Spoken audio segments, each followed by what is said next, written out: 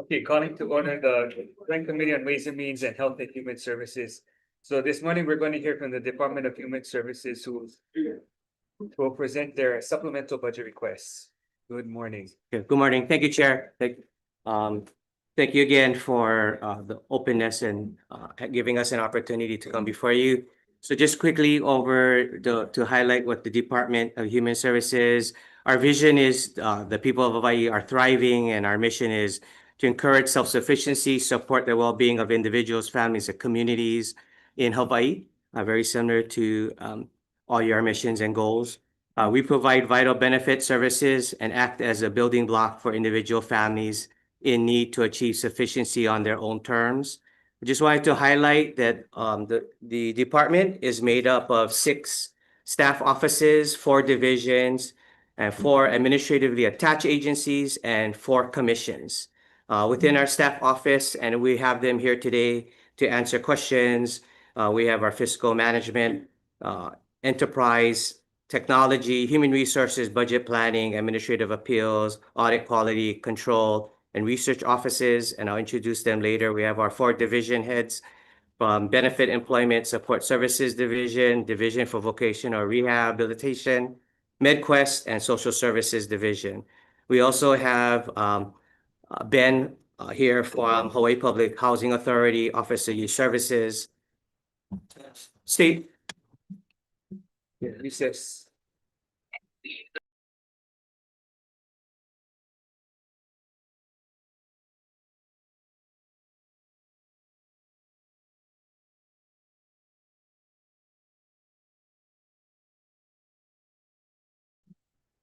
Okay, real quick. So we've been informed that there's been a faulty alarm system that has been malfunctioning today. In the event we need to evacuate, we will recess the hearing. For those in the room and watching online, you may see residual flashing lights after a false alarm has been declared. So you can proceed. Sorry about that. No worry. Thank you, Chair. So our 4 divisions include Quest, Social Services Division. Our attached is HPHA, Office of Youth Services, State Office of Homelessness and Housing Solutions, and Office of Wellness and Resilience. And our commissions include Hawaii State Commission on the Status of Women, Commission on Fatherhood, Hawaii State Youth Commission, Lesbian, Gay, Bisexual, Transgender, Queer, Plus Commission. We also have councils and boards, which include the State Rehabilitation Council, Hawaii Interagency Council on Homelessness, Financial Assistance Advisory Council, and the Wellness and Resilience Advisory Board. And then we follow the principle of Ohana Nui. So just really quickly before I go and introduce the people here, our FY26 budget is $4.7 billion, 1.4 being A funds and 2.9, actually almost 3, being N funds. Currently, we have 2,323 and a half employees, 98 of them being temporary. We expect to reduce that by 9 in FY27. Our department vacancy currently is 663. Last year, before you, Chair, we expressed that we had a 33% vacancy percentage. Currently, we have 27%. Just wanted to introduce that we have my Deputy Director, Joe Campos, here. He'll be answering questions dealing with entities like Kalailoa, Pu'o Nene Shelter, Hawaii Emergency Food Assistance Program. We also have Deputy Director Trista Spear, who can talk about the Disaster Case Management Program and the Rental Assistance Program.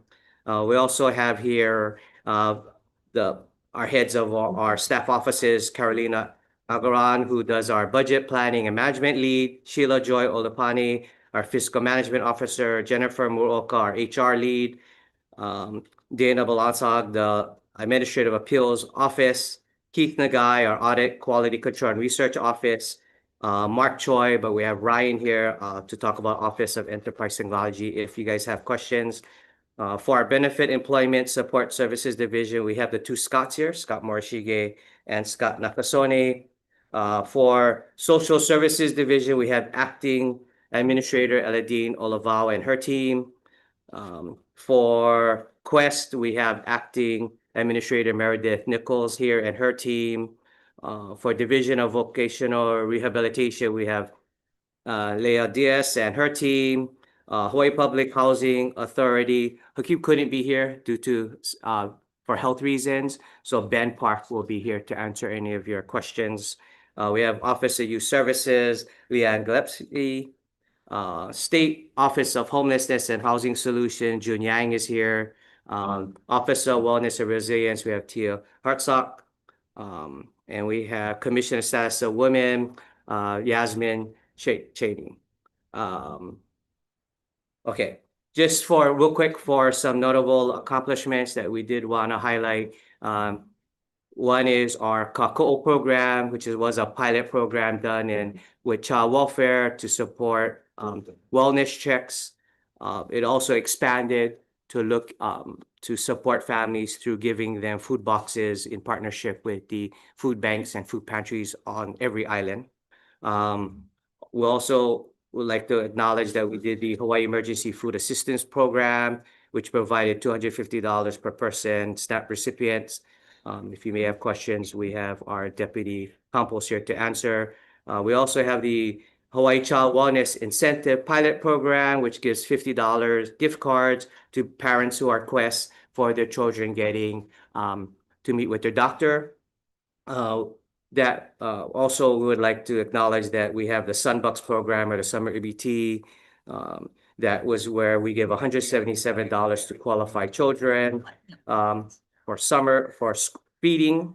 And that was inspired by our First Lady's initiative to end hunger for children.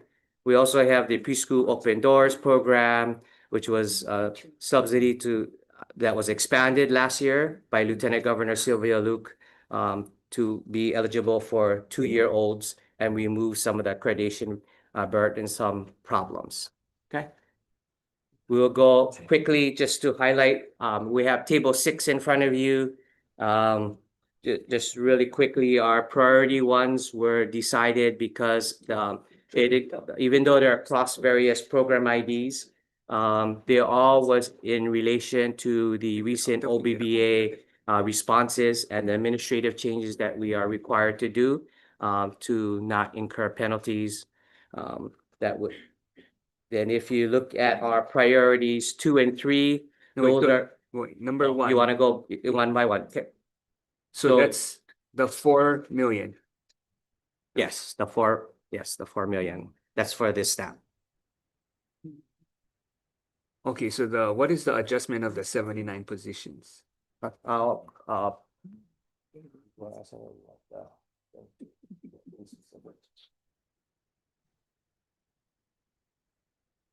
Thank you, Chair. Scott Morishige, Administrator for the Benefit Implement and Support Services Division. So the positions are the positions in our administration for BESD. Oh, I'm sorry, that provide direct services in BESD that are partially funded through the SNAP administrative expense. So the adjustment is because the OBBA increases the state share from 50% to 75%. So that's what's reflected. This is to supplant federal funds, and these positions are already there?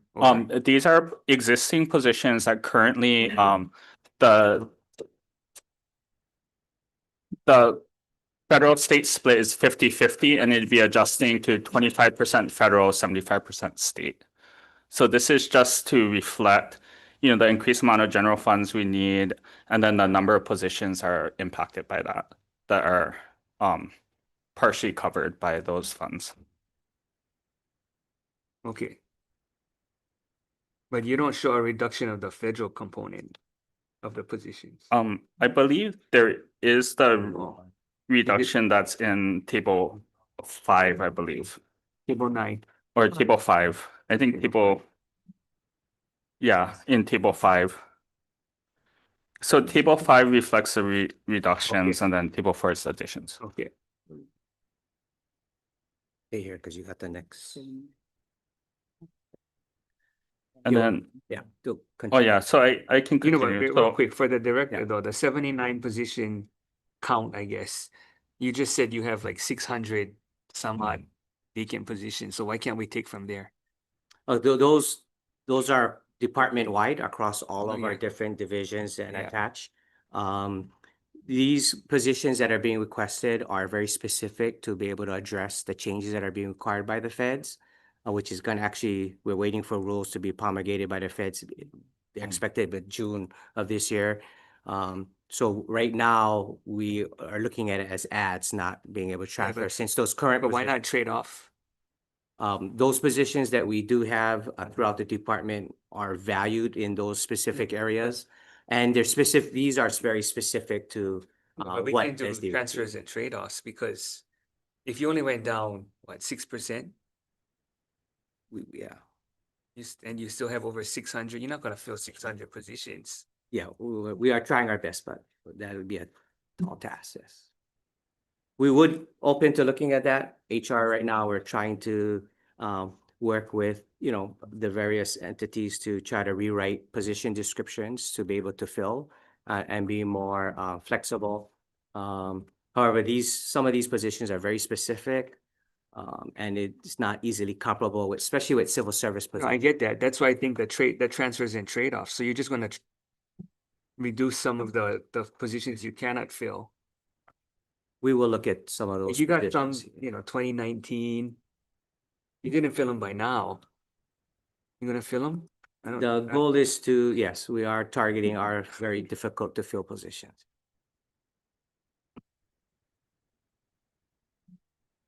So, yeah, you got some 2013, 2014.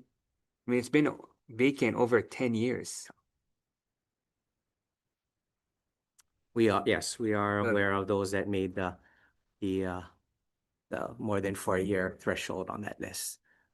And so what do you guys, I don't know if this is prudent though, I mean, if you're gonna leave all these vacant positions with the money in there. Because we're talking about reducing tax breaks Yes. and then we're just leaving money on the table. Okay. We are, HR is committed to, we've been participating as many job fairs as we can, looking at ways of being more attractive. It is a difficult market, but yeah, we will Yeah, look I at. mean, that's, you still got all those from what, 20, all those that got vacant last year, which is quite a bit from 2025, 2024, 2023, 2022. But I mean, I'm just trying to single out the ones that you haven't filled for over a dozen years. Dozen. Yeah, we will work with the divisions on their vacancy counts in those areas and see if there's any ability to. However, yeah, Well, and then you have them in priority, right? So when you look at all the priority to retain, Yeah. you have all the way down to what is that? I mean, look, you have to keep scrolling. There's so many. and we are a large department. Okay, so the 663, you just take 79 from there. Because if that's the priority, that if you don't want to give up the other ones that you've been sitting on for over a dozen years. We will, yeah, Okay, next We- item. okay. And so the next item is an HMS 903, which is our administration for BESD. And similar, it's a request for the increase from 50% to 75% of the state share for admin costs. And similarly, the portions of those positions are currently funded, by the administrative Yeah. expense. Yeah, but same thing on the 16.95 positions. And then one thing to note both for this item and the prior one is the fiscal year 27 request just reflects 3/4 of the year because the shift in admin costs goes into effect October 1st of 2026. And so then the out years reflect the full amount. That's why there's a difference. It reflects the full year costs. Okay. Next one. The 5.26. Yeah. Yeah, so the next one is just related to similar for the Covering the administrative federal- costs for the director's office. That's cost allocated to support Wait, what? the work of the division. So HMS 904 is the administration for the department, but there are positions at the department level that support the work of the division. So for example, HR, our Office of Enterprise That's the Technology, so on. 5.26. Yeah. Fiscal. Yeah. Okay, but same thing. I mean, hard to give new positions when you guys got 663 vacant. Yeah, understood. Okay, next. Okay, then we'll be moving to the next item, which is, I think we'll call up Meredith.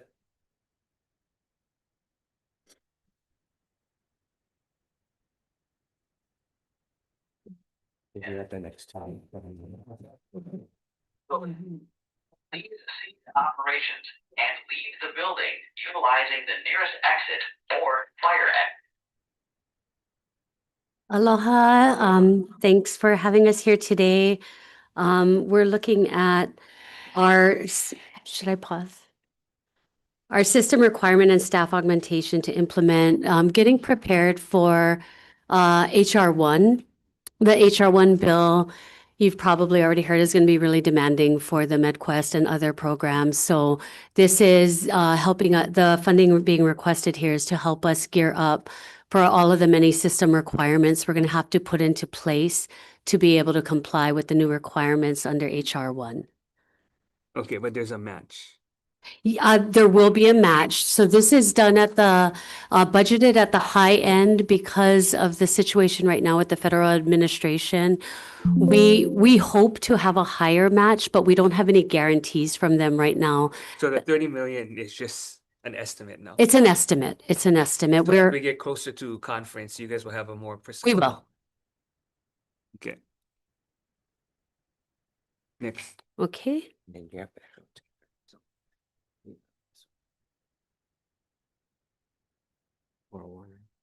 The capital. Oh, for the capitation expenditures, yeah. So this amount has to do with, again, preparation for the cost of healthcare moving up. The capitated rates are going to move up. We've seen this on the commercial side and also MQD side. So it's to account for the increase in capitated rates. Okay, so can you just explain what this program is for? Yeah, this is so that we can make sure that we're paying our health plans to provide services to MedQuest members. Okay. Next one. Okay. Those are not precise either yet. Yeah, those rates will come up, but that's a general estimate based on So current. as we get closer to conference. We'll be able to Yeah. be more firm. So it's probably gonna go down. So the number of people we cover is likely to go down, but the acuity of the people who I'm are, talking about the dollar amount. the dollar amount may not go down. We'll have to see. Okay. Yeah. Okay, next one. Okay, thank you. Thank you. Okay, so for the staff development office move, that is to a BESD requested move to move their offices in Kapolei, consolidating to Kapolei. Oh, they're moving from town. I think it's Yeah, we're in private lease space right now Oh, in the Hawai'i now building. And because of the conditions of that lease, we're not able to use any federal funds for that private lease space. So we're working to transition that office into a state building in Kapolei, the Kikui'awa building. How many staff? Oh, let me look that up and then we can get back to you with the exact number. Okay, which state building are you guys going to? Kikui'awa, the Kapolei State Office Building. This is entire program. This is our staff development office, so it's our training staff that provide training for the division. Okay, next one. and the next one is the Kapolei Processing Center. Yeah, so the training office would be moving in to the space that currently in the Kapolei building, our processing center is split across 2 floors, the first floor and the 4th floor. So we consolidate the processing center into one space on the 1st floor to be able to help transition our staff development office into the vacant space on the 4th floor. So this is just to support the cost for that transition. And the feds are paying a match. Yes, it's the cost split, the split between A funds and N funds. Okay. Okay. Next one. Thank you. And I'll have Elodie and Olaval join us, but this is to add 1.5 to the contracts for child protective services to 3 providers in result to of some recent issues where they had difficulty Yeah. attaining liability insurance. We are still currently working with the insurance commissioner to look at long-term solutions. However, for right now, in order, because they deal with so many of our kids, more than 2,000, for medium and level children, also with prevention, we're asking for the 1.5 to assist with our contracting. But they don't need money for. Doesn't look like it, but you can ask them, the additionals, that could be right there. The home, No, that's not part of it. We can ask okay. them. So The 1.5 million, is that the Cockle program? No, that's not. Yeah. That is for specifically for 3 of our providers in which, for example, if we get reports come in from the hotline, some of our cases don't rise to the highest level. Some we try to triage, work with the families, diversion. These are to help those for us dealing because of they were threatened to lose their insurance, not having their policies renewed. They were able to secure policies. However, the cost to them were significantly high, some reporting over 9 to 10 times what they were initially paying. So But we are, During the informational briefing, the audit showed that they were not able to certify enough of these families or centers. And basically, one of the reasons was they couldn't get insurance because we extended the statute of limitations. And so the insurance rates went up. And so this helps cover that problem. we're trying to make sure that we can work with these 3 providers so that they stay and not discontinue. Because if that's the case, we would be inundated with 2,000 plus cases. That was the potential impact if they weren't able to secure the insurance. We would like them to stay in the market to be able to service our Ohana's throughout the state. okay. We can go next. That must be a sign. Okay. All right. Yeah, here you go. I'm getting older. My glasses keep falling down. Okay, all right. So I'll call up John. This is the $8 million for the roads keeps passing. the homeless triage medical respite. Good morning, Chair. Good morning, Committee. These providers, we were down to 1. That was the problem. We were down to 1 provider. And so at least hopefully we got the 3. Sorry, Oh, no problem. trying to explain to Chair why we needed the 1.5 million. Thank you for the opportunity to speak. We're requesting $8 million for our homeless triage and medical respite programs on the island of Oahu. Will be able to help supplement some of the programs that we already have. It'll be the Honu, the projects that are working through the city and county of Honolulu, the Ala Medical Respite over at the First Hawaiian Bank building in Iwalei. And so the Honu project itself is one that supports. I think we're all familiar with that. Okay. Why is it in a line item versus a bill? So Previously, it's always been a bill. we understand. We appreciate the opportunity. Previously, the governor and we've been working closely with the counties across the state, and this one is one that through the administration we have worked to include it as a part of our package this year. Okay. For our side though, once it's in the base budget, you can't really check on it. Okay. Unless the subject matter chair on both sides have like an annual hearing, you can't really check on it, and it would just be the limited committee. The bill allows the discussion to go throughout almost the entire legislature to see where are we at with homeless programs, are they working? That's why they want in the budget. Yeah, I know, I don't like that. Like that. You're asking them. I don't think that was the reason why we Yeah. provided it as a part of the budget bill. It's not that we don't support, but you know, we haven't, we gotta make sure that these programs are actually working because we hear it from lots of our constituents that, you know, it's, Going Yeah. up instead of down. The HONO program itself has been. we're not No. arguing Oh, the no. program, we're arguing the process in the sense where should it be a bill or in the base? Well, I think part of the reason why it's added into the governor's budget is that this has been a priority for the governor. And, you know, we, as our process of looking at balancing our. Well, we fiscal haven't, needs, but- except we haven't figured out a sweet spot that everyone seems to be on the same page, right? Yeah. I think there's an opening for that because you've done some research on the Denver model. So I'm hoping that that's, once there's a sweet spot that we all can say, okay, this is the direction we all should be going in. I can kind of see that going into the base. But until we kind of achieve that, I think it's better that we continue the current process. Yeah, and as shown as at the Hawaii County Council meeting on their budget regarding homelessness, there were questions as to how their budget was being misused too, right? So we want to be able to have that kind of oversight. And we want to have a say and not just the governor having a say. Yeah, because Absolutely. there's clearly some philosophical, you know, disagreements, I guess, or we're not in a complete alignment. We all are agreeing that we have to do something. I think that's clear. I don't think there's anybody that disagrees. But the bill either last year or the year before It's always. eliminated HONU, and it was only gonna do Kauhale.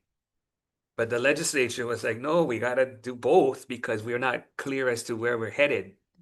And HONU was supposed to be a temporary thing until we can get something like a Kauhale. And we're still not at the point and where we talked about the reorg for homeless services and different types of providers homeless research, all the different things that associated with homeless. We talked about that, the reorg. So that's one line item by itself without trying to fix the overall system is difficult. Okay. Because we still don't really have control of the situation, right? I mean, we don't control the data. We talked about this. We're just flying by the seat of our pants because we have to depend on outside parties on the data who don't normally give it to us. And it's homeless services are not necessarily consolidated. I mean, there's certain things in your department, there's certain things at Office of Community Services, which is in Department of Labor when we give GIAs. And they may not be playing nicely with you, but then they're gonna go get a GIA from another department, and then now we're stuck because we can't get the data that you might need or some of the reports you might need, but they're still getting money from another agency. So that has to be reconciled. So I think, you know, your governor's office, Governor John, we're all committed to working with you guys, you know, to get to that plan and build that confidence. So, you know, again, this is currently our fiscal request, so it was put in the budget. So my concern is that this is just for HONU and the city and county of Honolulu. And your office is supposed to look at statewide reduction of homeless. And I'd like to see a more strategic plan across the board in what you're doing. And I think at one of the WAM briefings that we had, you were to be working with how do we have a housing ladder Yeah. so that you're moving people who are able out of Yeah. homelessness Yeah. to more permanent housing. Yeah. And I don't know where you folks are on meeting that actual goal of how do you transfer people off the street unsheltered, but you need the data from Yeah. all the providers to more permanent housing, because that's the end game.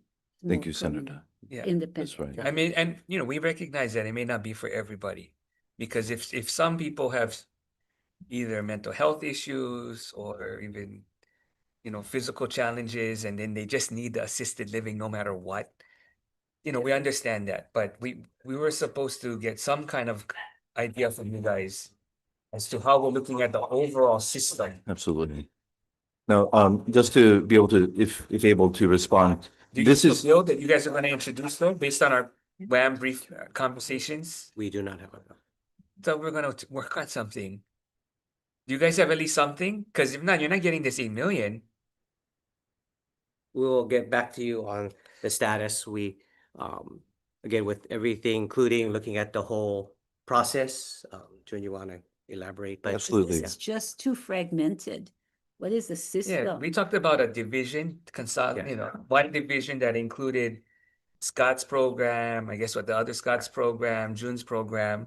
HBH. And then they would all be either attached agencies or branches to that division, so we could have a more comprehensive approach. And then we would bring in research Mhm. for statistics versus outsourcing that. We talked about that and having, a long-term plan so that. state And it was governments better for are- you guys. Joe, how many meetings you gotta go? How many task force for homeless you gotta go? June does it, Okay. yeah. I do. How many? I mean, we talked about, you said It's a almost big like corridor. several dozen. Several dozen, so we're having several dozen meetings for several dozen groups, and we're not moving the needle. Versus we gotta take a new approach. We're just reacting to the current system, getting slightly productive results at best. The numbers aren't going down though. So Well, they're not doing the count anymore, right? The point in time count. no, but the anecdotal evidence from the Yeah. constituents is like it's difficult, Yeah. I- Yeah. We've heard from constituents, especially in Waikiki and other areas, that they have seen a dramatic response. Well, I mean, I told you at Waiwa, same thing, and I'm sure same thing with Waianae Coast. Mhm, absolutely. I mean, Kahalui, right? I mean, part of it was Mm. we had this whole discussion because the tent city in Kahalui was just not the approach that the community or the businesses Mm. felt was the best way to solve the issue. And as an update, and I think that the tent city in Kahalui No, has but I don't want to talk about the incident. I want to talk about what's the overall system of how Absolutely. we're going to fix it. And as a part of that, the programs that we have in my office, together working closely with the HPO office, Homeless Programs Office, we are working to implement Kauhale, Ohana Zone programs across the state, reducing, and at this point, we've already housed about 2,000 individuals have gone through Kauhale. And so, No. But what we talked about was there is no real pipeline that we understand of Absolutely. how someone moves through the Kauhale, right? And so that's where this whole overall pipeline, what services are needed, what educational services are needed, what skills so that they can get a job or, start to save money for a house, well, all those different things, wraparound services. So that's where I thought the new Kauhale that you talked about was almost like a small condo with wraparound services. that's right.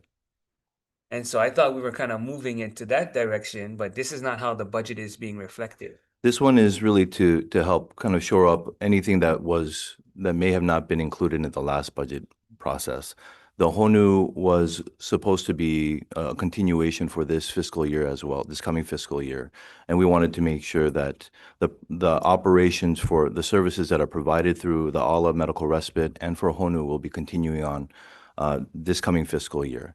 And that's the opportunity that we're requesting from you. So your mission is to reduce the number of homeless statewide. Yes. So your office was created with that mission. Absolutely. And you were also to get data across the board. So when we ask you, where are you placing the Kauhale? It would be in places where there's a need. Based on the And data. based on the data. So That's where are you in terms of having that kind of clearinghouse? So the contract has completed its first phase. But what kind of data are you collecting? Because they have partners in care and you've got Bridge the Gap and they're nonprofits and they are not coming, you're supposed to be collecting that so we We're- can make a And statewide. you know what, though, assessment. that's where we talked about when you look at Department of Labor, they have a statistics department Absolutely. specifically for labor. I'm not sure why we talked about this. Why aren't you guys bringing that in-house versus having to play games with some of the outside entities that don't want to give you the information?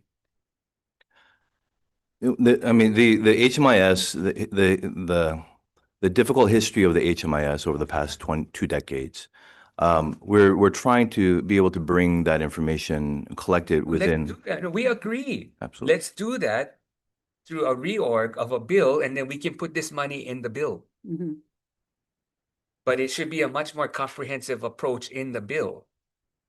Okay, we'll look into that. Because just this by itself isn't gonna fix it if we have all these other outstanding issues of the data, of silos in government, of how all the different homeless services and grants and everything else is working.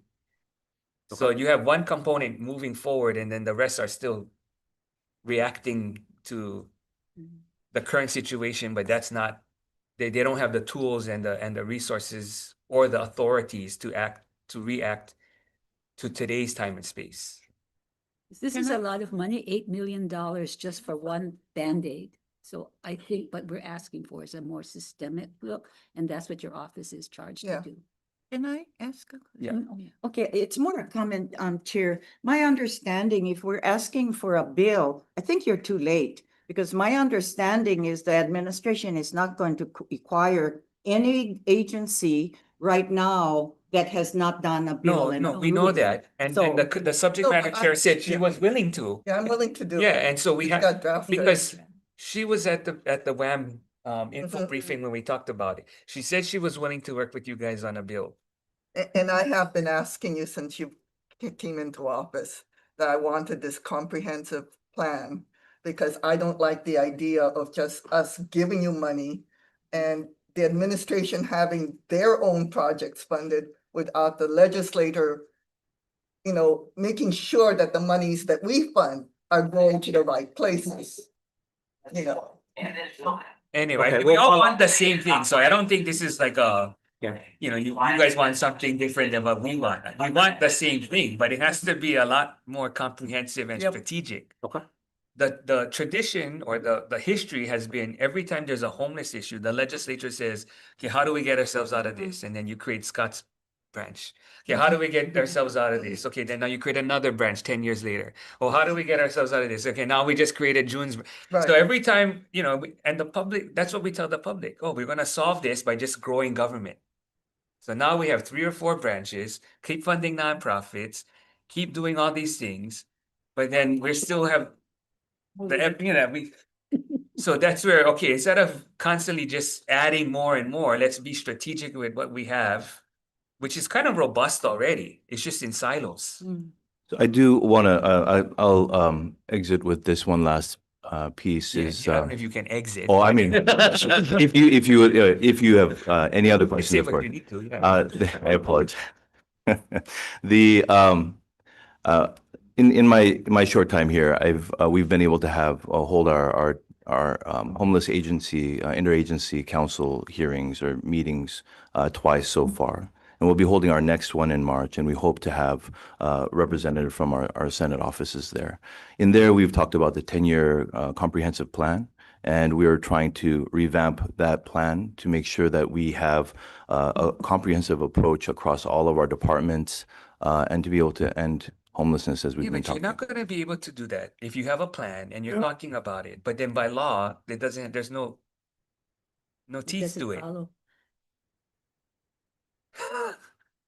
So you gotta have teeth to it. So if you guys have been talking about a plan, why aren't we reorging so we can break up the silos and have something more synergistic? Thank you. Yeah. We'll be working with the chair and Yeah, yourself. Yeah. yeah, Okay. that's- We all want this because we want to solve this, but we can't solve it with the way Doing it. the way by we're line item. structured now. Okay. Yeah, I've seen your plan and the reality, it's dynamic, right? It needs to be dynamic. yeah. So we need to know where the needs are. And so you kind of identified only Oahu on this 1.5 million, but you haven't shown us where in the plan as to why Oahu gets to have the entire 1.5 million and why not like Maui or something. No, else. 8 million. Yeah, 8 million. You're talking about a CFS one. Yeah. So no, this is To Maui, to Oahu, sorry. It looks like. Okay. this is the 8 million is for these 2 specific programs that have been already a part of ongoing operations. You gotta convince us as that Absolutely. that's part of this plan, right? And you haven't. Yeah, and I mean, the reality is you're looking at Kauhale to see how should it evolve into its next phase, right? Which I think you've done some research. You went to go look at facilities. I mean, I'm hopeful. I actually think that what you found can actually produce some of the results that we've been looking for a long time, but we haven't had a pilot to do that, which I've been urging. In fact, we funded, but we haven't gotten it going yet. Well, and we're working through the process with the different boards at this point, and we're excited that we're making some progress at this time. Yeah, I think in this case though, too many layers, too many committees, too many department, too many. And so we just have to have a little more executive leadership that says, this is where we're going. This is what the plan is. Let's start to implement. Thank you very much. Thank you. Okay. So Okay. $8 million that gotta go into a bill. Sure. Yeah, Oh, but like Senator Cruz, we support this, yeah, but when we had our hearing, it's exactly what we're saying that we had in the hearing, to get the data, right, get the plan. You're only talking about the whole new program and all of that, right? It's understandable, but how are we gonna know if this is being successful if we have no gauge? We keep giving money to, like, again, I always bring up IHS. We give them money, but then why are we not, like how Senator De La Cruz said, why are we not taking all the guys who are getting grants, going to your guys' department, right? Going to your guys' department, and you guys make the decision and tell them, in order you qualify for these grants, you gotta comply. If not, pull back the grants. But these guys are using the taxpayers Absolutely. as a big pothole of money. And our side, and I will just say our side right for now, because you talk about Waikiki is getting a little bit improvement, but what about our side? Right, Senator De Cortes' side, my side, we're the host of all the homeless. And how I know is because I'm gonna tell you right now, in Waianae, Nanakuli, Eva Beach, don't get me wrong, nobody was born and raised Micronesian. We have them all. Look at our shelters. We're overrun. How did they get there? Again, they're bringing them in from other districts to our community, no data. Transferring them from other programs to our communities. Ask them. Go take a walk at the Waianae and Nanakuli. Ask those guys how they got to the boat harbor. They got dropped off. So again, we're getting programs. What they do is they go get the data. They come to our bush, housing homeless. We don't see them for 4 years because they already got the grant. What is the stipulation of the grant? And that's what we talked about in the hearing. You guys need to make an assertiveness. If there's a bill or something, we gotta know. Because again, we're still giving them the same money, but we don't see them for 4 years later. Because they already got the grant. Every shelter in our district has a 3 to 4 year time period. So they have no incentive to go out once they get the grant, because they got the grant for 4 years. But we See what I can, mean? once you know what though, work with the chair on drafting the bill, because in that way we can have more robust discussion in subject matter chair, and then when it comes to WAM and then the House, because we're not gonna solve, we have nothing in front of us now. Absolutely, I We've understand. heard the concerns, see what we can do so we can get some policy change. And Senator brings up a point, and I do want to be able to allow direct our Ways and Means Committee and senators. We've been mandated by the bill to provide a report every quarter. Our reports have been submitted to the legislature at this time. So we have our quarterly and our end of year report just before the beginning of this legislative session. In there, as much as we're able to receive from our service providers, we've educated and mandated them to report to us, and we're reporting back to Yeah, I'm the just state. saying, and we had this discussion, in some cases, the tail is wagging the dog. I've watched that movie too. So we have to fix that. Okay, next. okay, thank you. Don't go too far. You know, after. Tia. The next one is dealing with funds for the Office of Wellness and Resilience. Aloha Chair, Vice Chair, members of the committee. Thank you for the opportunity to present this request for supplemental budget. We have 2 budget line items. One is for other current expenses and one is for collective bargaining. I have a breakdown of those 2 expenses. and an explanation for the impacts for the other current expenses. No, I only see one item though. That's the two, you combining both. Correct. Yeah, okay. One That is comes for out to 297. one, the other current expenses, one is for 297,500.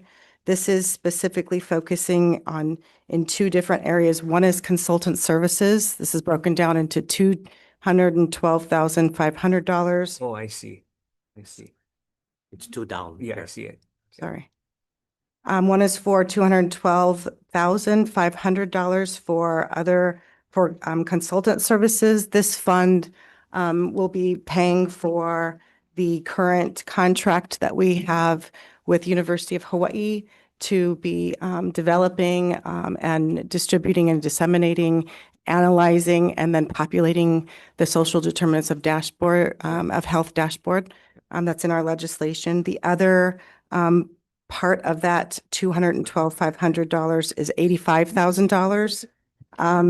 $50,000 of that $85,000 is specifically focusing on developing learning management training, system training that is part of our training initiative for state employees around trauma-informed care and state certification for state employees to better be able to address traumatic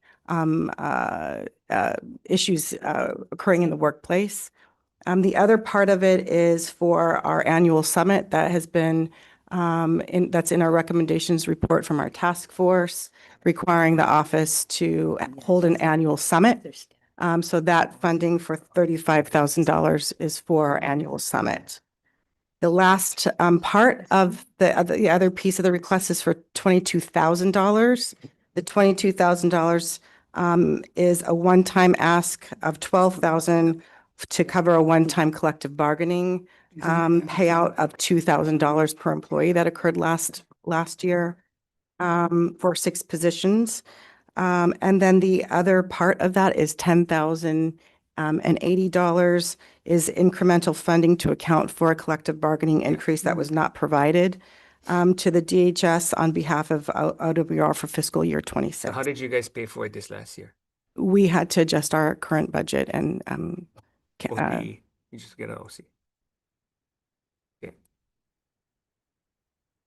Okay. Okay, thank you. Okay, and then the next item is back to SOHHS. Okay, we don't have to talk about it because Just put it we'll on. just can put wait it, for we'll that. just do it on the Okay. bill. Yeah, so we can put the 8 million and the 308,000 in the bill. That way we can have a better discussion throughout. Because if not, we're just going in circles. Okay, okay, thank you. Thank you very much. Okay, and then the other items are the federal funding ceiling increases. And then I think the same thing's gonna happen with your talking to the vice chair. If you look at table 15, 15, the first item is probably gonna be in the bill too. okay, CIP request. the CIP, okay. The second, can you just go over the second and third item? Which one, for the ceiling increases or No. What is it? KYFWC Master Plan Oahu. You're still on table 6. No, 15. 15. Oh, okay, You're gonna want 18 million plus. on Yeah, the- so that's right. okay, for Yeah. CIP, Yeah, okay. Oh, You still have. for the Kauhale? The lump sum. Is that the one you're asking No. for? That's the one I'm saying going in the, Oh, it's okay. going in the Oh, okay. bill. Sorry. The Yeah. next one, Oh. what, you wanna just go over the third? Oh, the master plan? Yeah. Okay. And the hybrids energy solution. Doesn't have to be too long, just kind of explain it. Okay. They I don't didn't- want to mess it up, so. I'll They break didn't down. tell you. You No, cannot you remember. bring it in exposure, so that way. Good thing you guys are here. Yes, good thing. Yes, we're one team. You would be Yeah. stuck. I would be. Go ahead. Hi, good morning, Chair, members of the committee. Good I'm morning. sitting in for Leanne Gillespie. My name is Machalina Olava, currently the new administrator for the QF campus.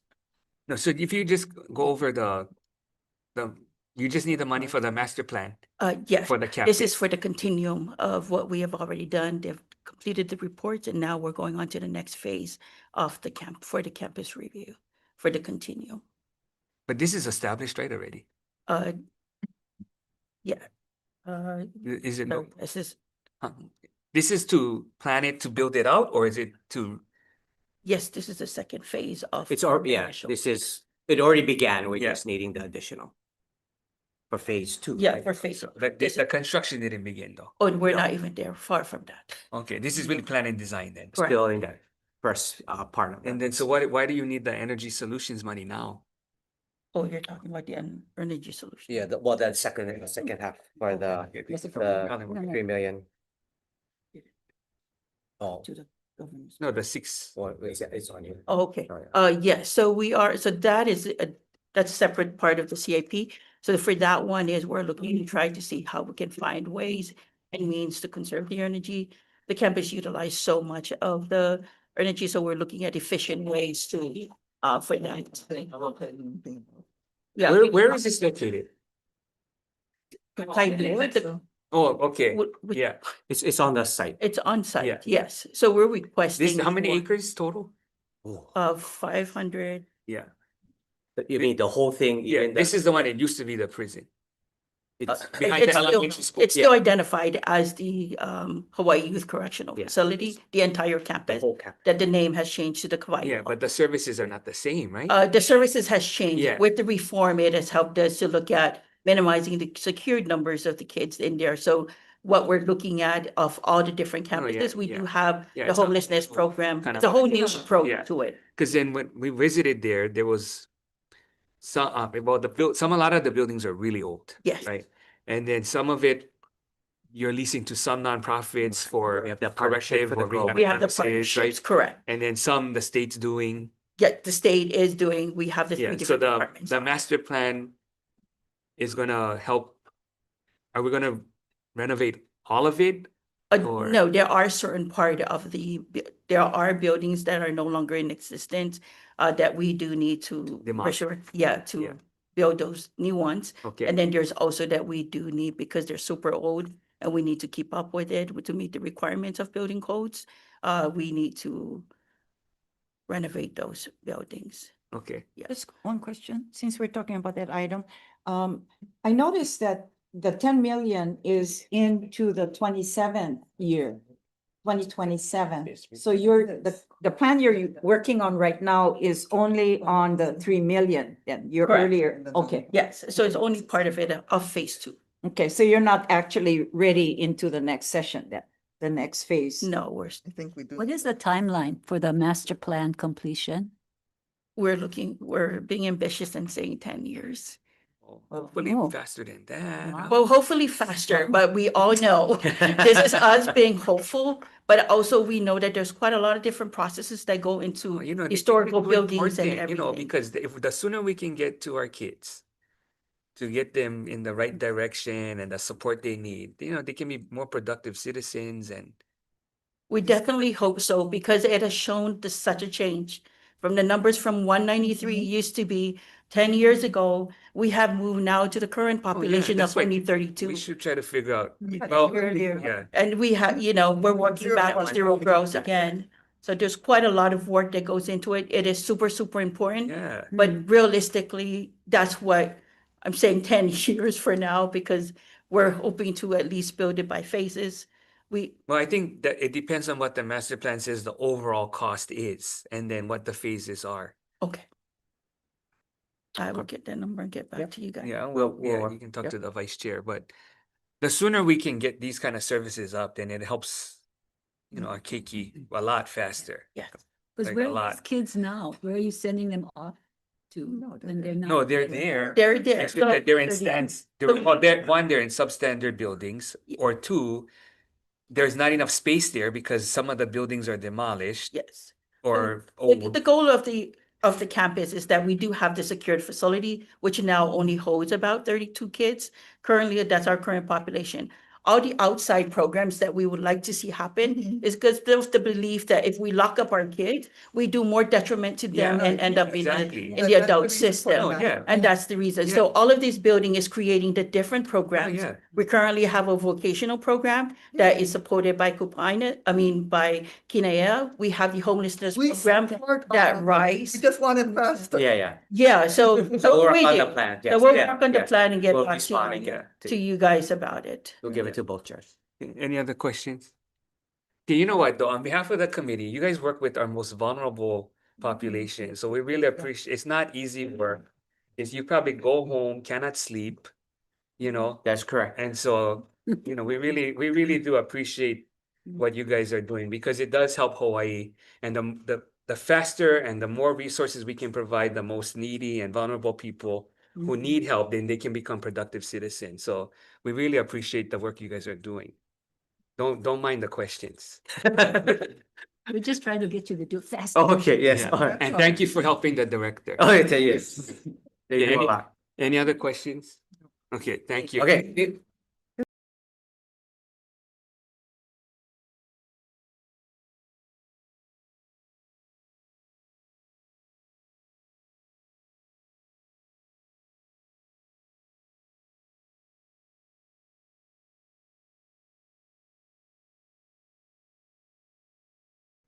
Okay, calling to order the Joint Committee on Ways and Means and Education.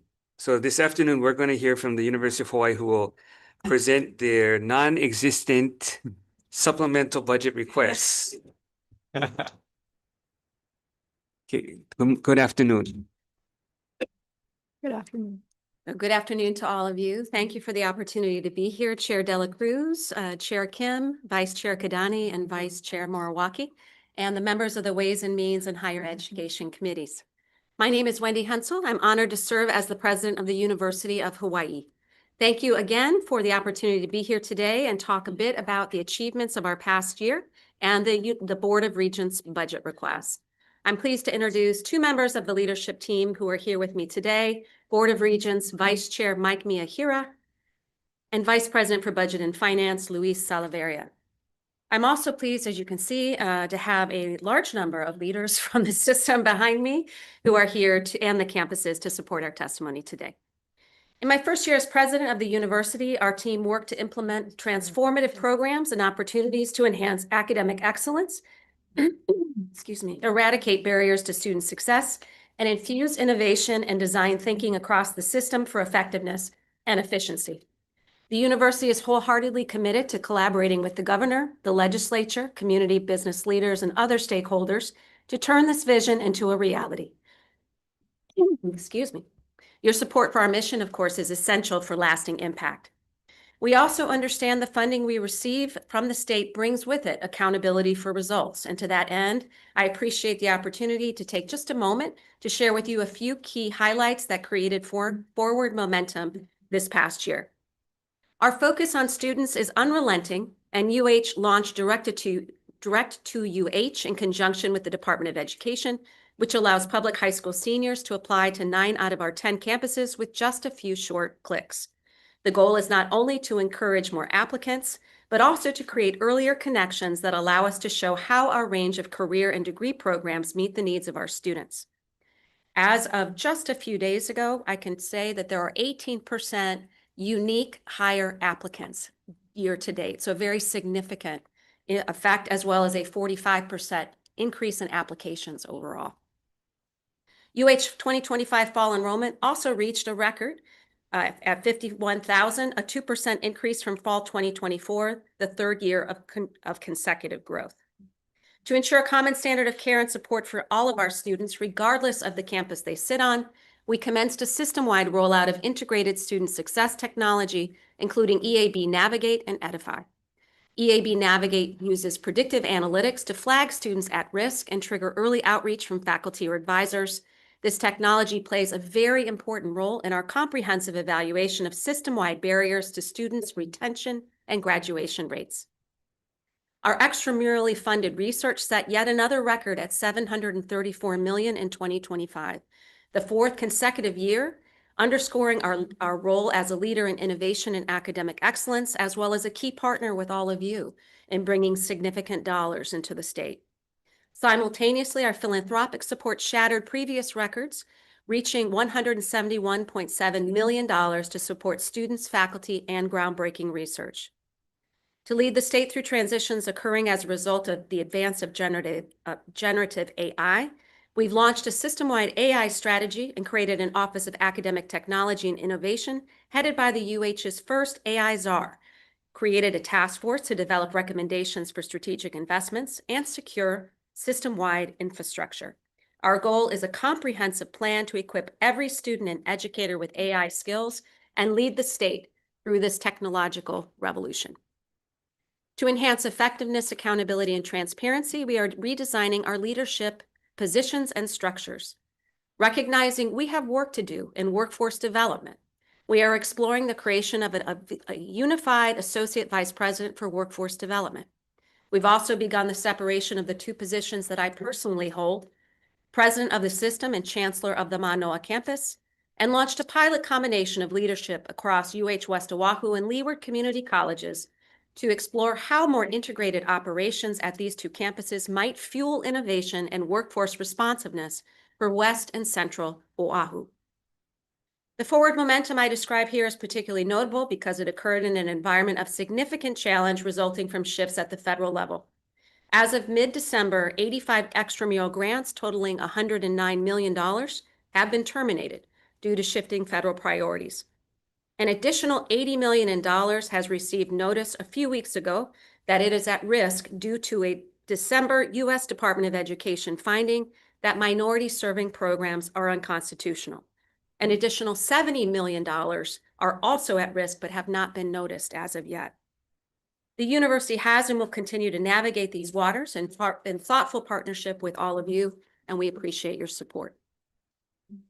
As for the operating budget, we're fully aware of the funding challenges facing the state this year, and for that reason, elected to identify only two proposals in the Board of Regents budget for consideration. They were specifically chosen because they are time-sensitive and impact not only the university, but also the state's economy and the quality of life for Hawaii's residents. We have a healthcare workforce initiative requesting $3.7 million and 18.5 full-time positions to address critical healthcare workforce shortages across the state. Severe shortages exist in practically all health profession disciplines and most medical specialties, limiting access to care, especially in rural and underserved areas for vulnerable populations. The requested funding would support coordinated system-wide science and healthcare workforce initiatives that span multiple campuses and units and directly focus on three areas of urgency: cancer, neurology and dementia, and behavioral health integration and addiction. The university is also requesting additional economic support for the University of Hawaii at Manoa Athletic Department in recognition of the impact its operations have for our entire state. This reflects the need for additional resources to maintain competitiveness in light of the university's transition to the Mountain West for most sports in 2026, and occasioned by changes in the NCAA rules regarding student athletes. We expect these initiatives to deliver direct economic benefits and value to the state of Hawaii while advancing the athletic program's mission of excellence, community engagement, and student athlete development. First, we seek to institutionalize 17 general funded FTEs from temporary roles and convert 35 existing special funded positions into general funded positions. This change ensures stability in critical staff roles in compliance, training, finance, and communications. Notably, this conversion will provide that staffing security and cost savings on the fringe benefits. We also request $10.08 million in annual operating funding to enhance such areas as nutrition, recruiting, travel, equipment, apparel, insurance, medical care, academic support, and facility maintenance. It will support the resources needed to compete in Division I.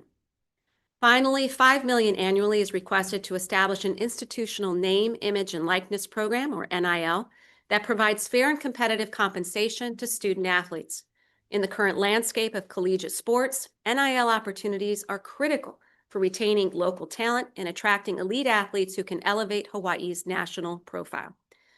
Athletic Director Matt Elliott and I are both here to answer questions you may have about that. Our capital improvement program budget requests $283.1 million for FY 26-27, supporting primarily capital renewal, deferred maintenance, and modernization projects across 10 campuses. We focused on priority areas that we could not afford to do within our own means, and these investments are essential to maintaining safe, functional, and up-to-date learning and working environments. In closing, once again, thank you for attending our strategic briefings earlier this year. Many of you attended. Thank you so much for that. We are working to ensure that our direction and priorities are, to the greatest extent possible, transparent, collaborative, and aligned. We are enthusiastic about the opportunity to work with you this session and look forward to our conversation. And with that, I'll turn it over to the Vice President to talk about the tables if you would like us to. Okay, I just had a question. So you mentioned you created the AI czar, and then what was the other vice president that you created?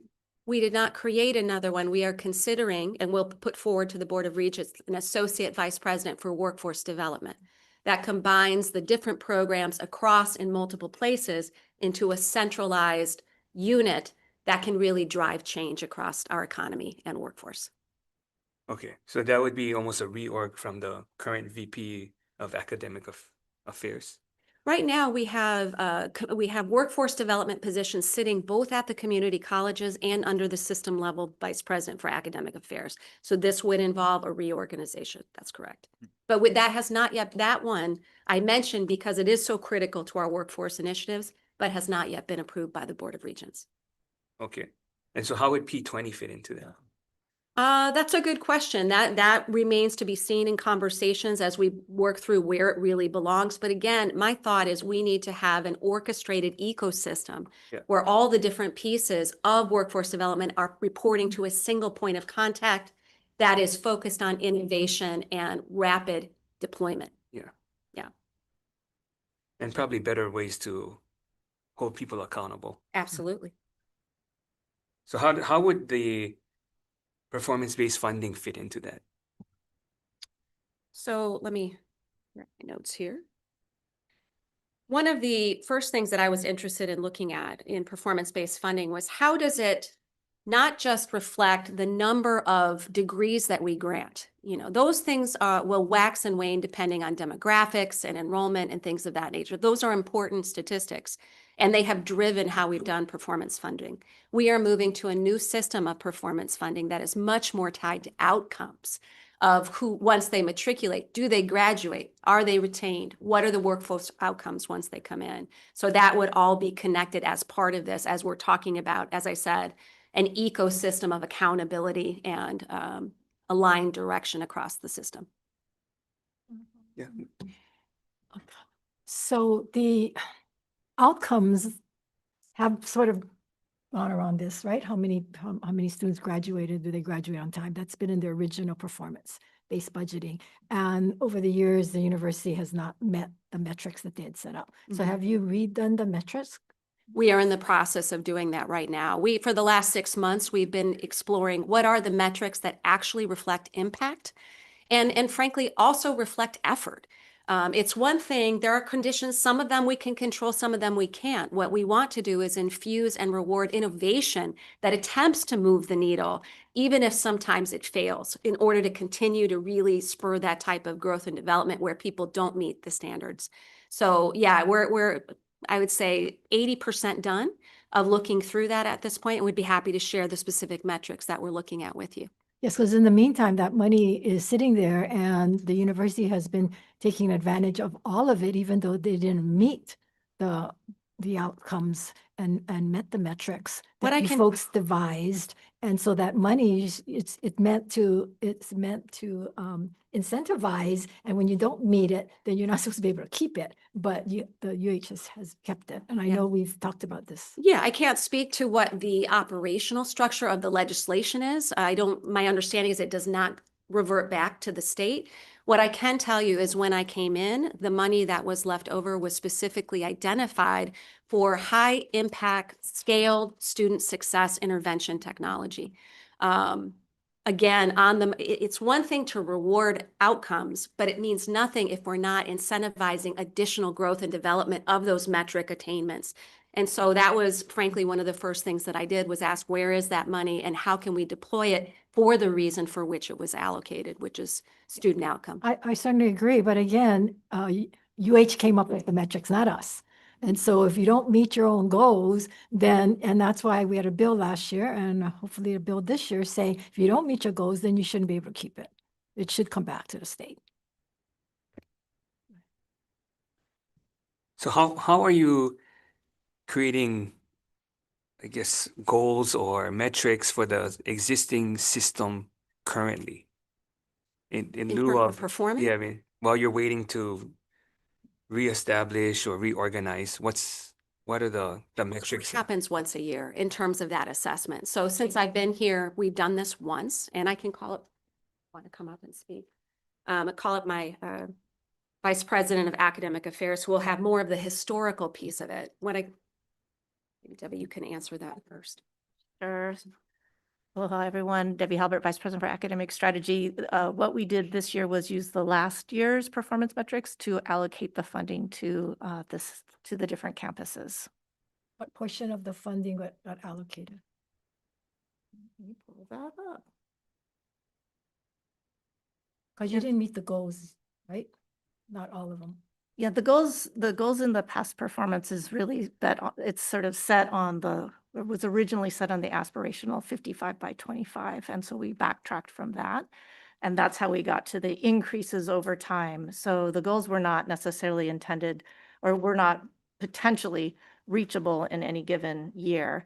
What we've done in the last iteration prior to President Hensel coming forward is we tried to do something which would allow us to have a baseline that recalibrated as we understood where we were each year.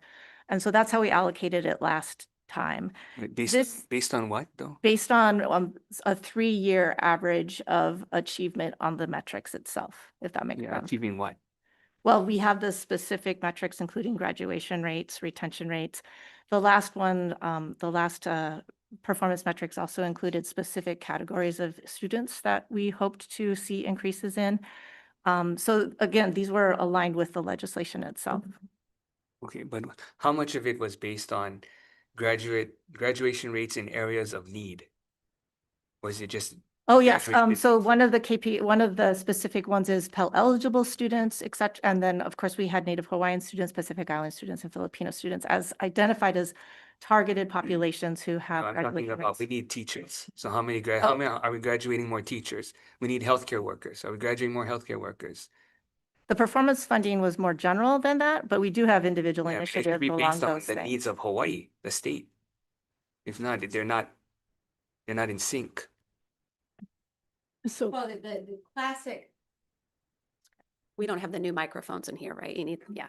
The classic assessment of student success, which I understand was the motivating factor, absolutely is graduation and retention rates. We are more than happy to work and add additional factors that you think are significant. I understand that we've had the discretion to do that, but especially as we are looking at them now to make them meaningful, to drive change as opposed to simply be an additional source of support, we're happy to sit down and talk and add, factors that you think are critical to be in there. Well, that's part of the reason why you see some legislation. Like last year, Senator Hashimoto had legislation for a bachelor's in nursing at Maui College because we see the need. He sees the need for the county, but it didn't seem like the system saw the need, which is why he had to do it and do the bill. So that's where I think there's not an alignment of where what we see the overall workforce demands are that we have to try to comply with and meet standards, and then what you guys are doing, which are just based on maybe graduation rates, not necessarily what industry needs or community needs are. Yes, we do have the general overview of performance funding, but we do have additional initiatives we can brief you on that we're doing in terms of nursing, education, et cetera. And so last year we were involved with the Lieutenant Governor in a series of internal components as well as external components to increase the number of teachers these are individualized by program. And of course, system-wide, we have to coordinate across our many programs. So it's not as if these are ideas that we've ignored. They just haven't surfaced to the level of general performance funding as they're currently articulated. Yeah, but going back to your point where sometimes you're gonna miss the mark. Right, but at least you tried. You had innovative, which is why if you miss the mark, sometimes it might be, maybe it is a resource or a facility. Then at least we know how we can support. But when you're not even going in that direction, then we're working in a vacuum of trying to get a certain career ladder going so we can get the outcomes that the state needs. So we're talking a little bit apples and oranges. I hear you on the performance funding, that you would like to see those metrics in the performance funding specifically that's been allocated by the state. That's absolutely something that we can do, and something that I don't believe that we've done before. That's a different question than whether there's an accountability structure in terms of performance for chancellors, for system performance, for programs that are responsive to workforce development, and whether we hold accountability and infuse resources in those areas that we control. So a little bit apples and oranges.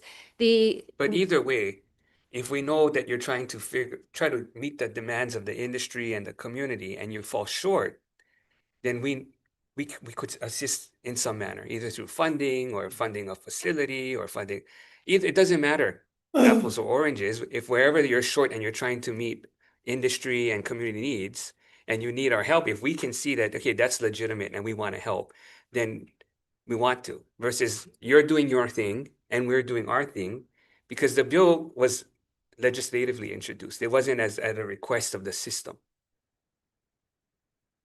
We do have a report that identifies our progress toward high demand workforce areas, that tracks our progress. So that is, there is tracking of that. I don't have that in front of me, but we certainly can provide. It isn't that we aren't paying attention to it. It's just not part of this particular incentive. No, that's fine. Yeah. It's just that we don't so wherever you're at, when you know what the bumps in the road are or what the gaps are, and you find that you cannot fill them, you don't have the resources to fill them, you might need legislation, you might need a new facility, that's not being communicated to us. So we're working in a vacuum trying to like introduce more bills or CIP to try to get this thing going. Well, let me also point to another example. So I worked with Michael Nibasami on community college, getting nursing or nursing aid program at Honolulu Community College, because most of the care homes and the caregivers are west, are from Kalihi all the way to Waipahu, and yet you got to go to KCC if you want to get a nursing or nursing aid or whatever it is. So I said, why aren't we putting a program at HCC? And so they talked about doing the hub and the spoke, and that HCC would be a spoke. And I said, fine, but I don't even know what's happened with that. And that's been like 2 years in the working. Again, these are things that we've communicated. And as the chair has said, we don't get an update. So one of the issues I'm asking right now is, when you do this new metrics, is that something that we're supposed to, I got to look at the statute, I forget, if we're supposed to approve that metric? Because on one hand, you're saying using the old metrics, but you also sound like you're inputting new metrics in old metrics. So I'm confused as to what metrics you're actually following for this last award. The transition year. Yeah, and then again, It's consistent how much since I did you came. actually award? That I don't know. Okay, Yeah. so you don't want to at least do some tweaks to it in the transition year? Well, that's what we're. Well, part of it is to incentivize and hold accountability, being able to identify what those are in advance so that people can be working toward those goals was part of the transparency issue. But certainly, as I said, there was a substantial, if I recall, at least half of the money was not awarded. So, you know, that was the reinvestment and high impact practices that we. So And what no, she's saying the other half went to setting up the new system. There. Is that what you're saying? Incentive money? The money you didn't spend So, yeah, in last, operating the campuses, you're using it to set up this new. No, it went to system. so we reevaluated our performance metrics to align with our strategic plan prior to President Hensel arriving. And then there was, as we've already discussed, the allocation to the campuses, and then the remaining funds was left to the system to, again, allocate using strategic priorities aligned with the specific metrics that we had outlined. And that's all on our website, so you can review it, and I can certainly send you the relevant So- information. So the half Yeah. that you didn't spend, So that would have, so then I believe, President Hensel, that's some of the money that we've been putting towards the system level strategic initiatives to support student success system-wide. okay. So you have a breakdown of how that's being Yes. spent. And the outcome for spending that half, what are we gonna be able to, it's just, what do we see from that? What do we? It still has to be mapped to the performance metrics themselves. So the idea behind the strategic pool at the system level is to support campuses in achieving the metrics. And as we go through the new process of identifying and refining those, which do include a college to workforce component in the new version that isn't in this current one, then we'll be targeting assessment based on those going forward. Okay, so when you say some of that money is going to be used to support the campuses to achieve these outcomes, what does that mean? What kind of support are you, I don't know. Give me an example of that. So much like you just said, if we know specific items that you could help us with, what we anticipate is campuses will come forward and say, we need support to fulfill this particular key initiative that will improve this particular metric, and then we can allocate funds to do that. Okay, here's my concern. So we gave you a pot of money and saying, if you achieve this, you get this money. right? And so they didn't achieve it, they achieved some, you gave them some money, the rest of the money. And so now you're saying, if you achieve it, we're gonna give you the money that you didn't earn, but we're gonna give it to you, so now you can earn it again. It's so, why are we even doing this? Because it's supposed to be based on them doing, you get this extra money, not take that money and then say, okay, go achieve. Well, a lot Follow of what the I'm saying? problem is that most ways of measuring student success take multiple years to really see the impact. And so over the last, So we shouldn't be giving you the money now then? We should wait multiple years well, before we give it it's, to you? it's how aligning the use of performance funding to improve student success along the metrics with actions that are going to take multiple years to show evidence of improving. Okay. So if we do something to help with retention, we still don't have evidence of that until multiple years after the student has been retained and graduated. Does that make sense? So there's inevitably this That's disconnect. fine. So what do between- you do with the money in the meantime? We continue to support initiatives that would help to facilitate those particular But the initiatives. performance-based monies were given specifically For outcomes. You know, of your current funding, not of Mhm. this funding, of your Mhm. current funding. If you achieve this with your current funding, then you get this, not that you can get this money, we're gonna give it to you, and then with that, because that's what you did, you gave it, they still never achieved. You still didn't award it all, because the year before, you had leftover money that went to systems, supposedly, you told us last time, you were gonna put it to help them achieve, and they still didn't achieve it this time around, because you got half the monies didn't get awarded. Right, isn't that? I think if I can just add, I hear your frustration, and I think it replicates to some extent my concern when I came in. How are we taking this money not to essentially reward in some respect, but actually move the needle, right? Which I think is the whole point, is how do we continually get better in terms of student outcomes? And so the money, and if my understanding is wrong, this is good for us to identify. My understanding was if we did not allocate it, that money was to be spent for additional ways to move those needles. And we invested it, for example, in EAB Navigate and procuring that here.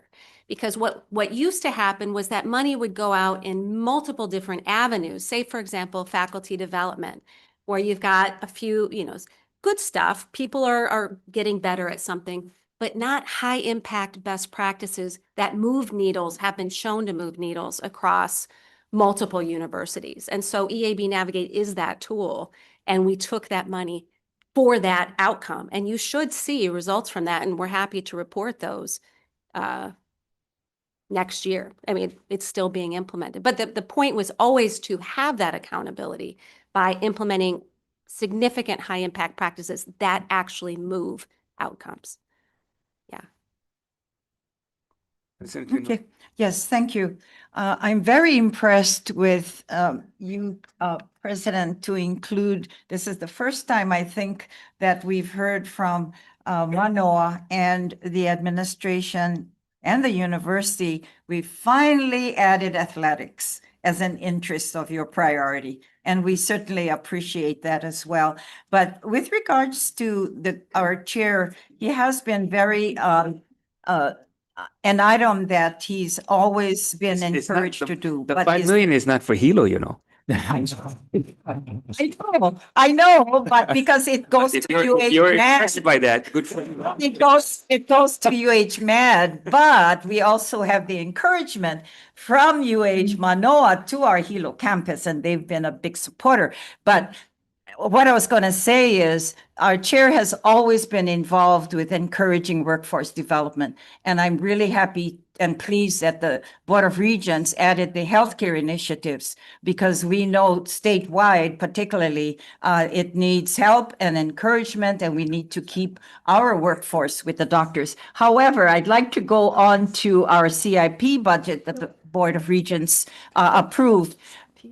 Interesting that the board approved the improvements on the CIP to a lot of the programs that we see. But interesting, the governor must love you guys, because if you notice the governor's CIP, he added $137 million to your CIP budget. That was really, No, he cut their budget.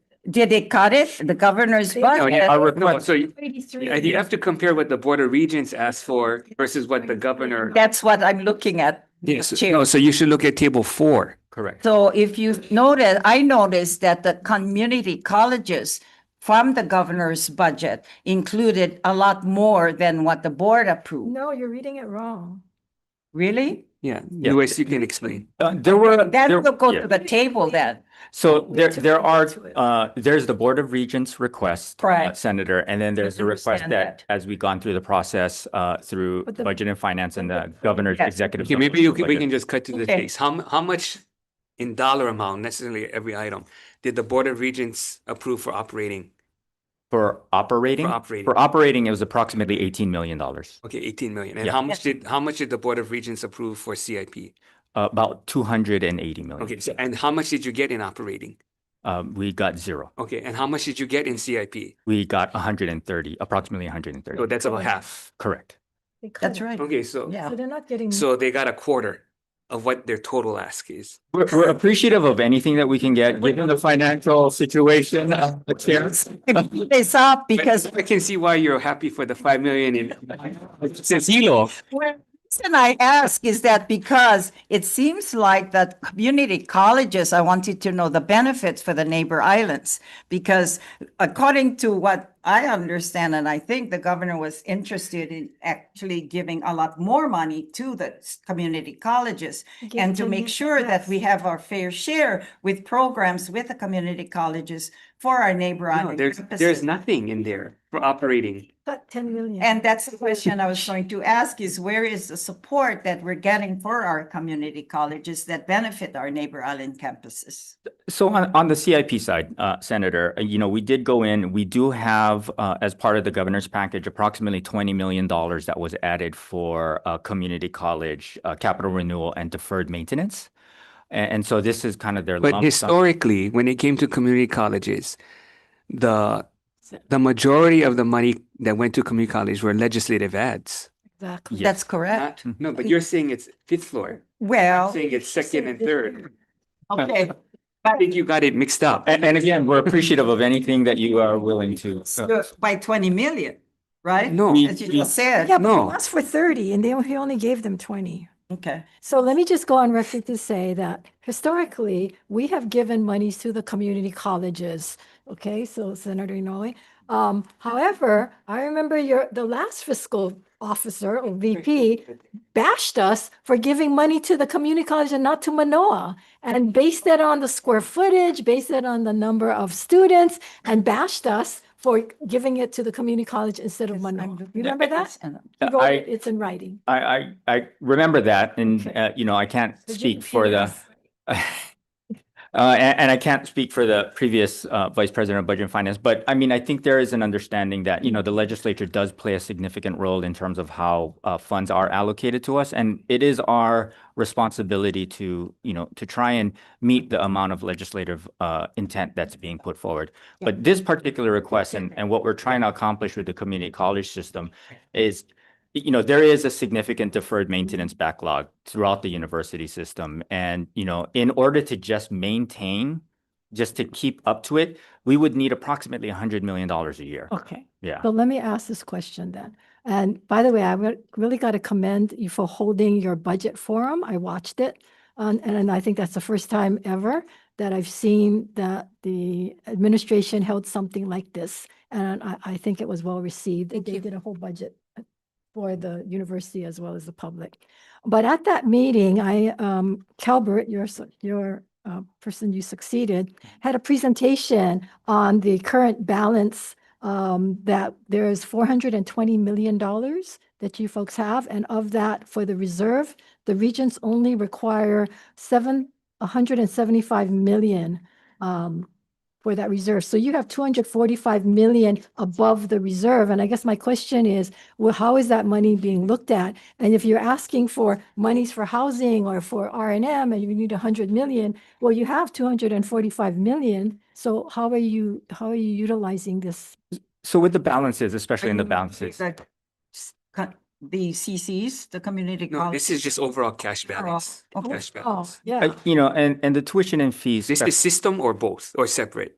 This is a system. Well, actually, the way that the tuition and fees, I mean, every single No, I'm campus talking about has. the 200 million. Is that all campuses That's all- system or that is it is- just like four-year campuses versus community Well, you're college? asking how it's held or No, because it's held the in total. different Yeah, places. but the Yeah. total amount But is, that's the total the amount total amount. across the yeah, system. but then you have a System. breakdown of where it's Yeah, held. because Correct. they each have. Yeah.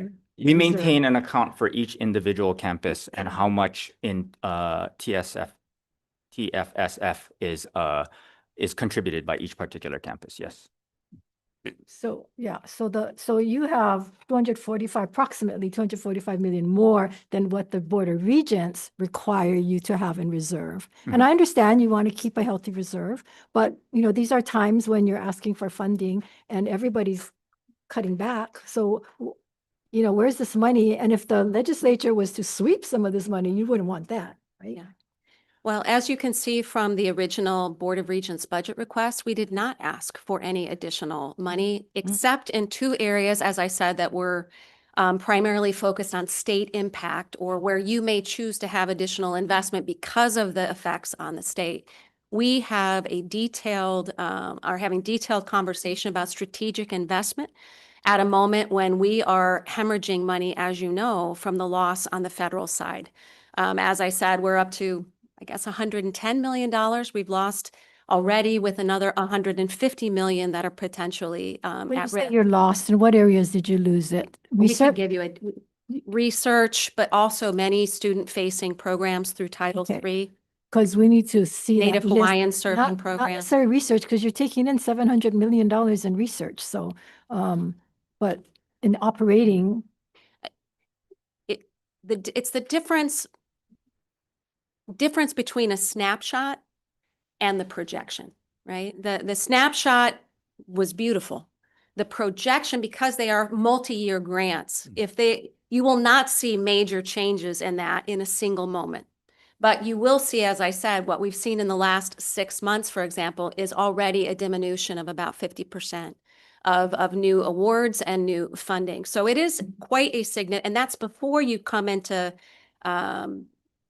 the sphere of what is no longer possible, right? A lot of these Title III grants that are student success initiatives, Native Hawaiian serving, Asian American serving programs have now been declared unconstitutional by the Department of Education. Hasn't been impacted yet, but we expect that it will.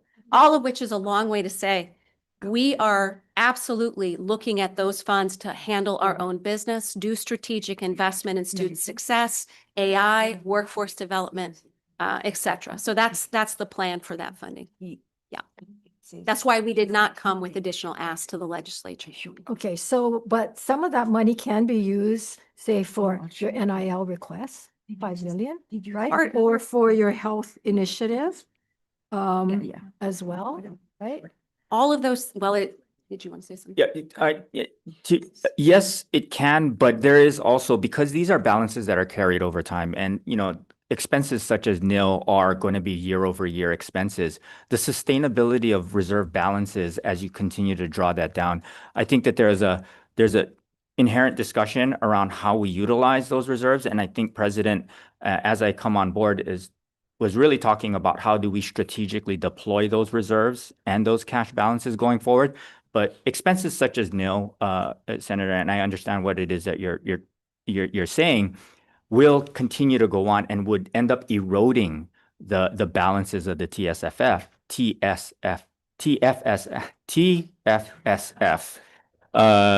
acronyms, but would continue to erode it. And then we would not be able to accomplish some of the strategic initiatives that I think, President as well as the legislature is asking for. So it relates to, and I mean, that's a really good question. And I want to say, I not only hear you, I agree with you. It is our obligation to be spending down this money on strategic return on investment for exactly what the accountability, the deliverables. It's frankly inexcusable at some level not to be deploying those resources to their highest and best uses continuously. So that's actually a refrain that I've been talking about. The NIL question is a little bit different. The state has a vested interest in the performance of the athletic program. And I'll give you just a quick example. Let me just say, we have an interest in everything. So to just say. we There have is an interest in economic athletics- return Yes. to that investment that is more than the investment itself. So and you may decide that that's not what you want to do. But what we decide is good for the university is at least to some extent a different question than what the state would like to invest for the state's return in tourism, in terms of the economy. A quick example, 2.7 million people watched the Peach Bowl, not the Peach Bowl, the Pineapple Bowl, the Hawai'i Bowl. It was the top 14 collegiately watched bowl game. And we had more than 1.2 million video hits, 5.5 million impressions. That's the kind of tourism exposure you can't buy. I know, okay. So The same can be said for the Pro Bowl. And we have the guy in Milwaukee sitting with his beer can, watching it. We have all these people. No, It doesn't necessarily mean they'll come to Hawaii, but I just want to say, put in perspective. those are complete decisions you all get to make. So That's we right. have a But that's whole why we hearing brought room. this one. Yeah. Yeah. So that will happen. Chair, you said you had a follow-up question? So I wanted to figure out the total amount of the 200 some odd million. How do you even deploy that? And are there restrictions to the specific campus? How? Because is it possible for you to like sweep them all right now so you have flexibility, or I don't know how you're going to. I don't understand the situation of what you're going to be able to do because they're right now they're tied to different campuses. Exactly. I think the intention is because you do have the reserve policy that's set up by the board, and that requires us to maintain at least 16% or 2 months of operating reserves. And what I'm learning as we go through the process, unlike But are those balances tied to the campus, or they're tied to the campus. Okay, so the president does not have the authority to go and say, okay, I'm going to sweep them and put them into one fund. Actually, there is statutory language that says at the end of the fiscal year that those balances do get swept in to system, but we continue to maintain So is it count. shall or may? It shall. Okay, then aren't you doing it? That's Well, part of it is Border Regions, who's here from the board, and why isn't the chair here? Because have the board, can you go forward? Has the board looked at this and has the board made these decisions? Because it seems like we're doing the work for the board. It's always been my concern. Morning, Senator. Mike, here, Vice Chair. I think it's something that we discussed, but at the same time, we took advice from administration in terms of how they wanted to handle. We want to give them a lot of flexibility in terms of how to meet the needs of the system. And at this point, we're letting President Hensel and her staff basically guide us on how to use the reserves. But I think we agree with them. Reserves should be Policy, though. The board sets the policy, right? right. And so administration is going to be using a lot of the reserves to fund the current needs. Well, if I can correct you, not the reserves. Okay, So it's an excuse- important, we have been talking a lot about this. This is what I want to say to both of you with the board, and discussing what is the right way to respond to what is truly a crisis in higher education Yeah. in terms of the funding and the external moment. And we've done two things already. One, the reserves were held in the individual campuses with campus oversight, which meant in an emergency, if we did need to deploy those reserves, it would slow us down. It would be difficult to ever know exactly what we had. And so we created a centralized reserve where we took the money that was already designated as reserve, which is not to be spent except in an emergency or financial, right? I mean, the classic concept of a reserve. It is now centralized. So that has been done. Okay, so that is done. The second question, though, and what Vice Chair Miyahira is referring to are the cash balances. They are not technically in the reserve, right? That what we're holding as the emergency fund. This is the money that is above what we have in operating from tuition and special fees. And I do have the authority to deploy that, but not directly and not quickly to respond to needs or to do strategic investment. And so our conversation is there is legislation in the past that said that is actually becomes a system level reserve where we're having a conversation. Why are we not in compliance? I guess we are technically in compliance with that, but it is not currently sitting in a way that's easily navigable for the president to respond for strategic investments. And we have had this conversation with the board, but we have not reached the conclusion of that because it is a very sensitive issue. Yes, but you just got to follow the law. Well, the law is followed in that my understanding is it comes back and then it is redeployed. So technically it is followed. The spirit of the law, I would say it is not. Okay. Because if you're talking about these investments, different, yeah, just kind of like what you're saying, you may think, okay, I got to protect the UH system, and we're saying we got to protect the state, and not that sometimes they're in alignment, sometimes they may not be exactly in alignment. I'm sure the chancellors are the same, Correct. and so how do you reconcile that? And who's the ultimate say? Shouldn't it be? I mean, that's kind of you guys, right? And you got to. That's true. The buck stops at our desk, but at the same time, we need to understand where the critical needs are and what the issues are. And I think, we've given the administration a lot of latitude. To me, the performance has been very credible, and we'd like to, we like to think long-term in terms of where is this headed? And the unfortunate part is with all the upheaval coming from the lack of federal funding or the federal funds being cut off, we don't know exactly where we're going to be 3 to 6 months from now. No, that's fine. I'm just talking about the process now of the cash balances that are in the hands of the campuses versus the system. Okay, let me just say, Only in terms of the accounting, Yeah. Senator. Yeah, I but it's do still have the like it- authority. Yeah, but you're still going to have to go through the process. Correct. And that is why we are having the conversation about, we're trying to create that space. And I'm sure you all, I know you're huge advocates of the campuses that sit in your jurisdictions. How do we allow a sufficient amount of revenue and resources and cash balances to facilitate individual strategies that respond to individual places while still being able to respond at scale much more effectively and efficiently? And that requires us to have control of much of that. It does not require control of all of it. And so that's the conversation that we're having at this point, is what does that balance look like? And the board has been an active participant in that conversation. so President, I appreciate you doing this because this isn't new. This isn't new for the board. This has come up time and time again with the previous administration, and the board has lacked to do anything now until waiting. So you've given latitude to the last administration, and the board hasn't acted in any way. So again, it raises concerns about why is it that we have to initiate these things, and still when we do initiate it, there's no action taken. I think your concerns are recognized, and I think our ongoing discussions will probably morph over time. No, but you need a timeline. Yes. Because That's if this what you're situation gets worse with the federal, Yeah. with what's going on, you can't be kicking this can down the No, road. You no, guys got to can't. deal with this so that Yes. there's a much more flexible, quick approach on dealing with a crisis. I think that's why, when we looking at balances in total, being able to strategize what's the best way to mitigate some of these shortcomings, these shortfalls. I think, we're not involved in the day-to-day ops, and that we rely upon admin to really come up with strategies. For us, it's like, does it make sense? Does it balance out in the long That's run? fine.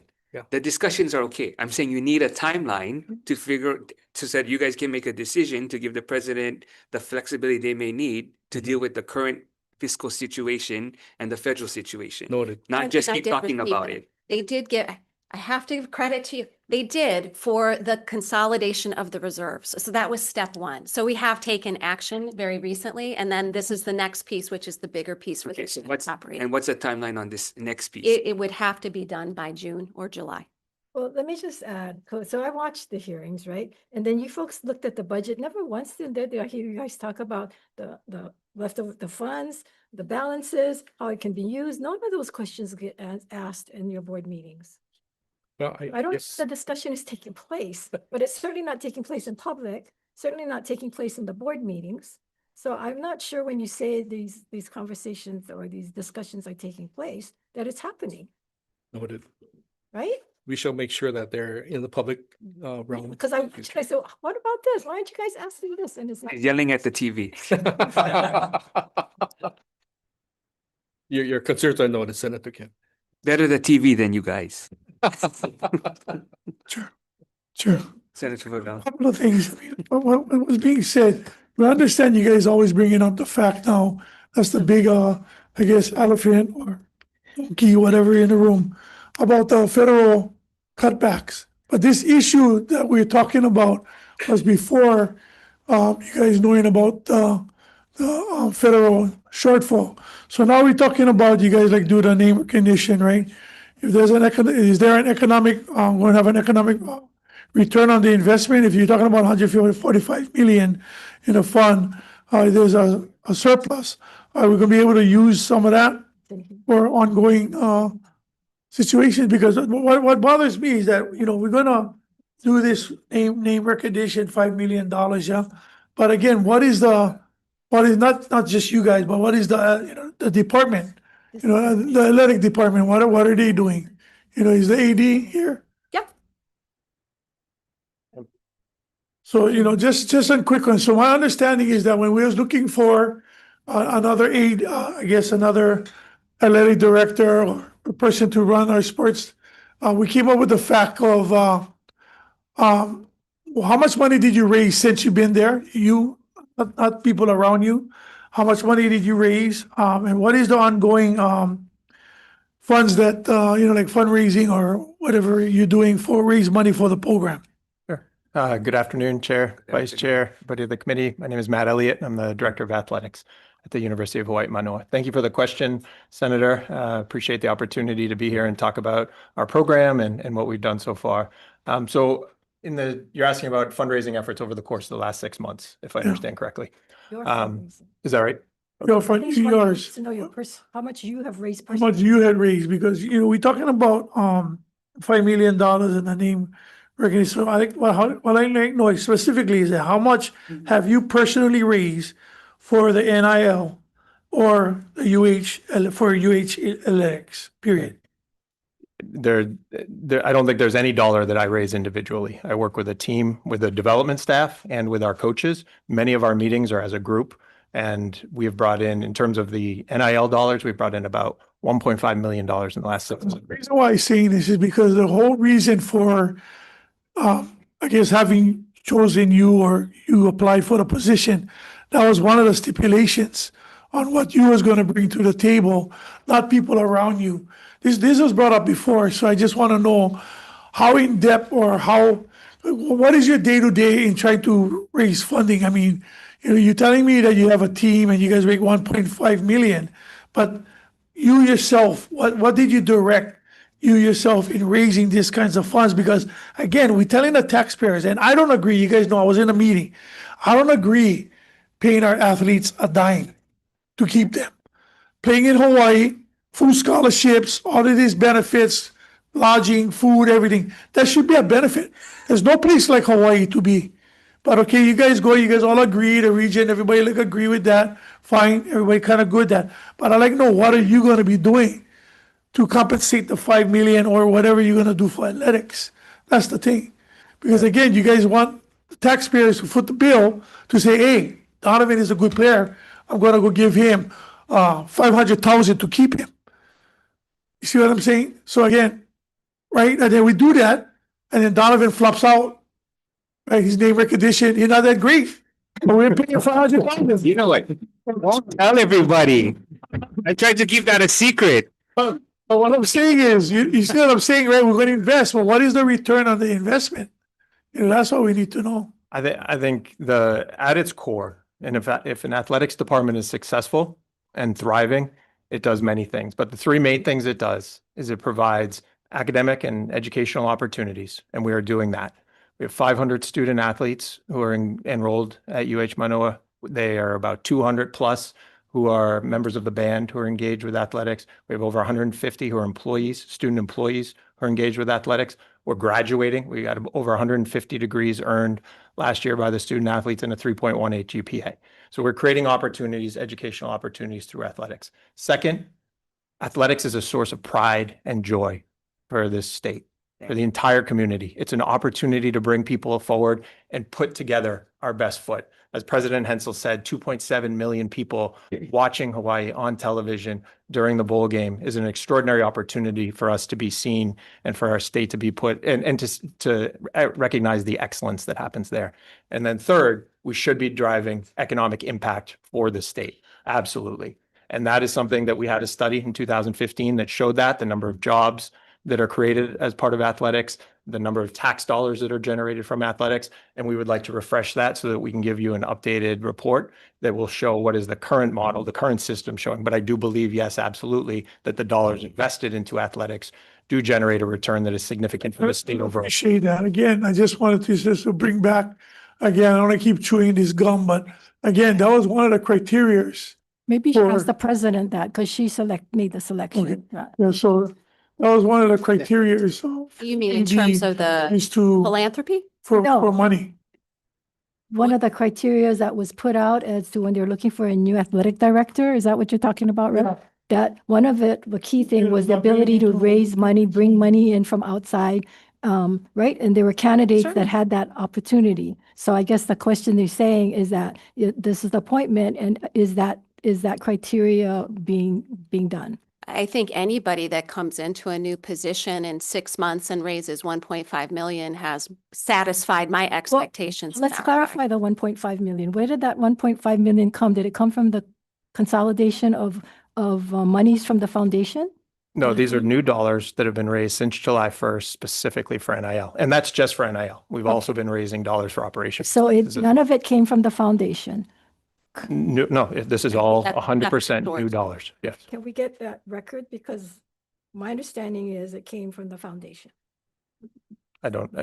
consolidation of accounts from the foundation. No, that is not correct. Okay. It is 1.5 million new dollars that have been given since That- July 1st that, for NIL. Local monies? Correct. So it's not mainland monies, not new monies coming in from the Oh. outside. That's just Well- monies that might have been given anyway to the athletics? I can't answer that question because there's donors who give in all different types, some are online, some are checks, like that 1.5 is the cumulative NIL account that we've. So no there big could be donors some- from the mainland, no Google, no Oprah Winfrey, no, none of those people, Cuban, none of that? I'm just questioning. Right. Future. It's coming from a lot of different sources. A lot of different sources. Sure you is. We are talking to all of those people. There is, I'm hoping. it simply cannot be a single human being that's responsible for this. This is one of those that takes a village, and But Matt health and I is an often are option. called, Yeah, for the sure, influence for of sure, individual, for sure, yeah. Senator. I just want to answer your question, which is what have I We viewed? understand the village part, but I didn't make the criteria.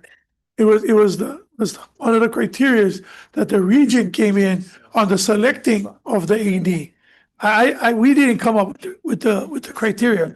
They did. So like I said, had other candidates probably was in the running that had the abilities to do this, but again, that was part of the criteria, right? What I can say is that there were numerous people involved in this search. I was personally involved in this search at an extremely high level. Like any selection, some folks are stronger in some areas than others. And I think the most important thing I can say is I have only grown in my respect and confidence in Matt's talents. And I absolutely believe together we are a stellar team that will continue to raise money for UH The athletics. reason why I bring this up again, right now, under understanding that Ching Field is needing a major renovation. You guys know how old is Ching Field and I guess the repairs for the for that box you guys have, the suites, you know, the suites, the flooring on top of it need reinforcement for the flooring. How old is the stadium? Thank you for the question, Senator. I'd like to ask our Vice President of Administration to help answer that question. Please. Good afternoon, Jan Govea, Vice President for Administration, University of Hawaii System. Thank you for the opportunity to respond to your question. Trying to avoid that. The improvements, yes, I really mean that. The improvements that were made to support competitive play were made in 2021. And what we do is every year, we do an annual inspection of the facility. The general working presumption was it's about a 10-year lifespan because it was temporary in nature. So 2031 will be when the 10 years kind of comes up. The hospitality suites, I think that you're referring to, have a shorter life frame, so probably about 5 years. But because we get it inspected every year, it looks like we're able to not have to completely do a replacement at this time. And we'll continue to inspect it year by year to see if and when major upgrades like that need to be done. But it was anticipated a couple years ago because that is what the manufacturer was recommending. But upon inspection by a licensed contractor, which we. So the floors in the suites do not need to be reinforced? They will likely need to be reinforced next summer. Right, yeah, so that's coming, you're asking that. Yeah, but money not at has- $500,000. I mean, it should be. Oh, the reason why I'm saying this, you How much? already answered one of the questions. Yeah. So that whole stadium, you already know because I talked to you a lot about it, was initiated as temporary. We did not do anything more in the construction but tie cables to make it permanent. Yes. So the facility itself is still yet a temporary facility that we made it permanent. So you understand the safety concern. So let me give you guys another one. So finally I went. Wait, ask the question. That's the question. I finally went to the stadium and it's falling apart. So I'm going to give you an example. So I was there and I heard something, big noise, because I never went to any of the games, so I don't sit on those bleachers, because when we went there, I told you guys the seat was too small for my colleague. Yes. But I heard a big noise in the background and I look, the bleachers, seating bleachers fell out. Fell out. They had to grab that whole section, longer than my arm, so over 6 feet long, grab it and threw it underneath. And I don't know if they did it because that was the Campbell side of the championship game against Kamehameha. But again, it broke. And I'm just really afraid that the investment that we had put in this thing, and I know you guys didn't make the that other guy that had like 5 titles, the 3-year president here, the premier. But that's the question. What are we doing to not cause more money for Ching Field going forward? You said 5 years for the press box, 10 years for the stadium, but then there is going to be a recurring cost of stuff that is falling apart because it was never made for permanent. Yes. We are trying to not make significant investments in Ching Field because we are really excited to see the NASED project come through and have a stadium there for our home field. Yes, Warriors.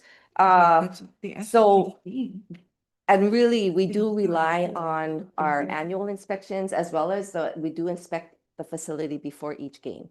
So I will admit this is the first I'm hearing about an entire section of a bleacher. Then that worries us. This is the first time you're hearing. Absolutely. If it was coming out outside, you would have heard it. Anyway, but please, I mean, that's. I will follow up on that, but yes. There's a lot of, I mean, especially the boxes, the suites that we're supposed to be making money of renting that, and if Yep. it's gonna be in poor condition, is that gonna be a good investment if 5 years from now, we gotta spend more than what we made on the press boxes? I mean, the suites, Ye- right? Yes, Jan, do you go yourself? Oh. You know how you do the parking? yes. Do you do this one too? I don't go as often. I don't go to every single event there anymore. No, but I used to. No, the inspection, I mean, No, I don't participate in the inspections, but not like how you manage. no. No, because I was gonna say, if you do go, Yes. then he'll escort you Yes, yes. and show you where his Exactly Okole didn't where, fit. okay. I was there. Okay, Chairman. Senator DeCourt. Yeah, I'm going to circle back to fundraising for NIL. How much money have you folks raised for NIL since the Hawaii Bowl? That was to be honest, I don't know, because that was the number that was essentially the end of the year, which was just a couple days after. So I'm not exactly sure. So the reason that I bring that up is because with the successful numbers in viewership, I think it was 2.7 million viewers, over 1 million hits on YouTube, or is that correct? 1.2 million. Okay. Those are impressive numbers. And if you folks aren't making an aggressive approach to fundraise after a big win like that, it really cautions me to figure out what your priorities are. That should have been the day that your team should have been mobilized and got on the phone and called everybody. We have a winning program. We need you to donate. We need you to contribute. So when I had watched the info briefing when you folks had come in front of the higher ed committee to ask for the $5 million, we had the head coach that was there at the time, and he was talking about organizing fundraisers to raise money for this. So here we have a head coach who's been on for about 3-ish years or something, 4 years. He's trying to restore and revive a program. He's winning. He's doing that. In the meantime, he's organizing and facilitating fundraisers while trying to be a head coach, taking us out of the hole, bringing us back to the green, where actually there is pride in the football system. So I see a lot of effort coming from the head coach, and I'm not saying that you're not doing anything, but when you cannot stand independently and say, I've raised X amount of dollars, I've raised this, I've made this many contacts. A part of the recruitment process, as far as I was concerned, with obtaining an athletic director is also retaining those relationships that you have to raise money, because that is one of the responsibilities. Now, we're not putting it all on you, but it is right that you do take some accountability on the fact that you have not raised any money personally. Collectively, sure. I mean, everybody over here has to take responsibility, but the fact is you're the guy at the table, you're the one on the seat, so we have to point our finger to somebody. And if you folks haven't made an aggressive effort to raise money after the Hawaii Bowl, which, I mean, my house was crying, we were so happy. Yeah. We probably would have gave money if you would have called us at that moment. These are the least buy opportunities. tickets. I mean, it's sad. I was like, oh, we should go in person, but not on the bleachers.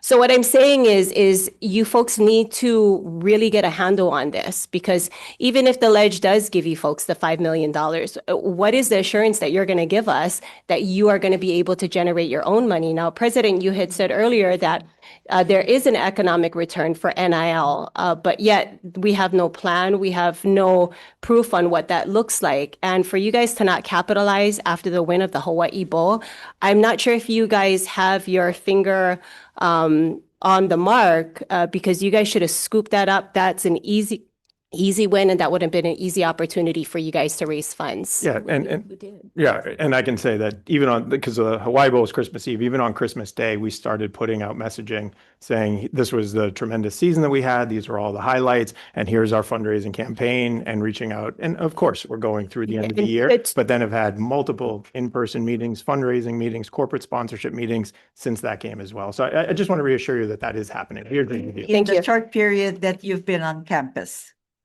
And we're happy you joined the campus in Hawaii and UH. Are you finished? No, I'm not finished. So thank you. But, and you know, to be fair, I don't know what your fundraising strategies are, but I'm not talking about robocalls or mass text messages or mass emails. I'm actually talking about your personal relationships with corporate businesses, interests that would be able to donate, even just to be a part of the program moving forward, creating sponsorship packages. Hey, do you folks want to be on the helmets? We can put your stickers on, whatever. I don't know. I don't know what the rules are. I don't know what the laws are. So if that's not legal, sorry. But what I'm saying is there should have been your top 10 donors that should have been contacted right away, and we should have collected check after check. So if you are unable to tell me exactly how much was raised from the Hawai'i Bowl up until now, I'm just letting you know it's giving very not a priority. So thank you very much. Senator, Let me just follow up. Can I ask how much money did we actually make from the Hawaii Bowl? Did we come out in the positive? So we're still reconciling the receipts, but it's essentially a break neutral from what the allotment is from the bowl to us, and then how much we spend to participate in the bowl.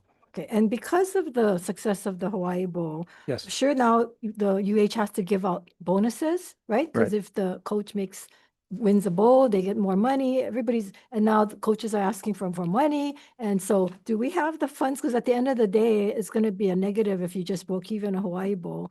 So do you have enough money to fund all of these increases and raises and bonuses?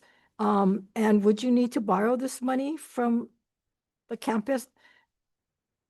Or how are you going to pay for all of that? The structure is generally that we try to cover the bonuses within the bowl allotment. So that's what we But intend to do this year. Allotment is, you just broke even, so. But I didn't specify that the bonuses were in that, but they are. So Okay, that but is, coaches will be asking, right?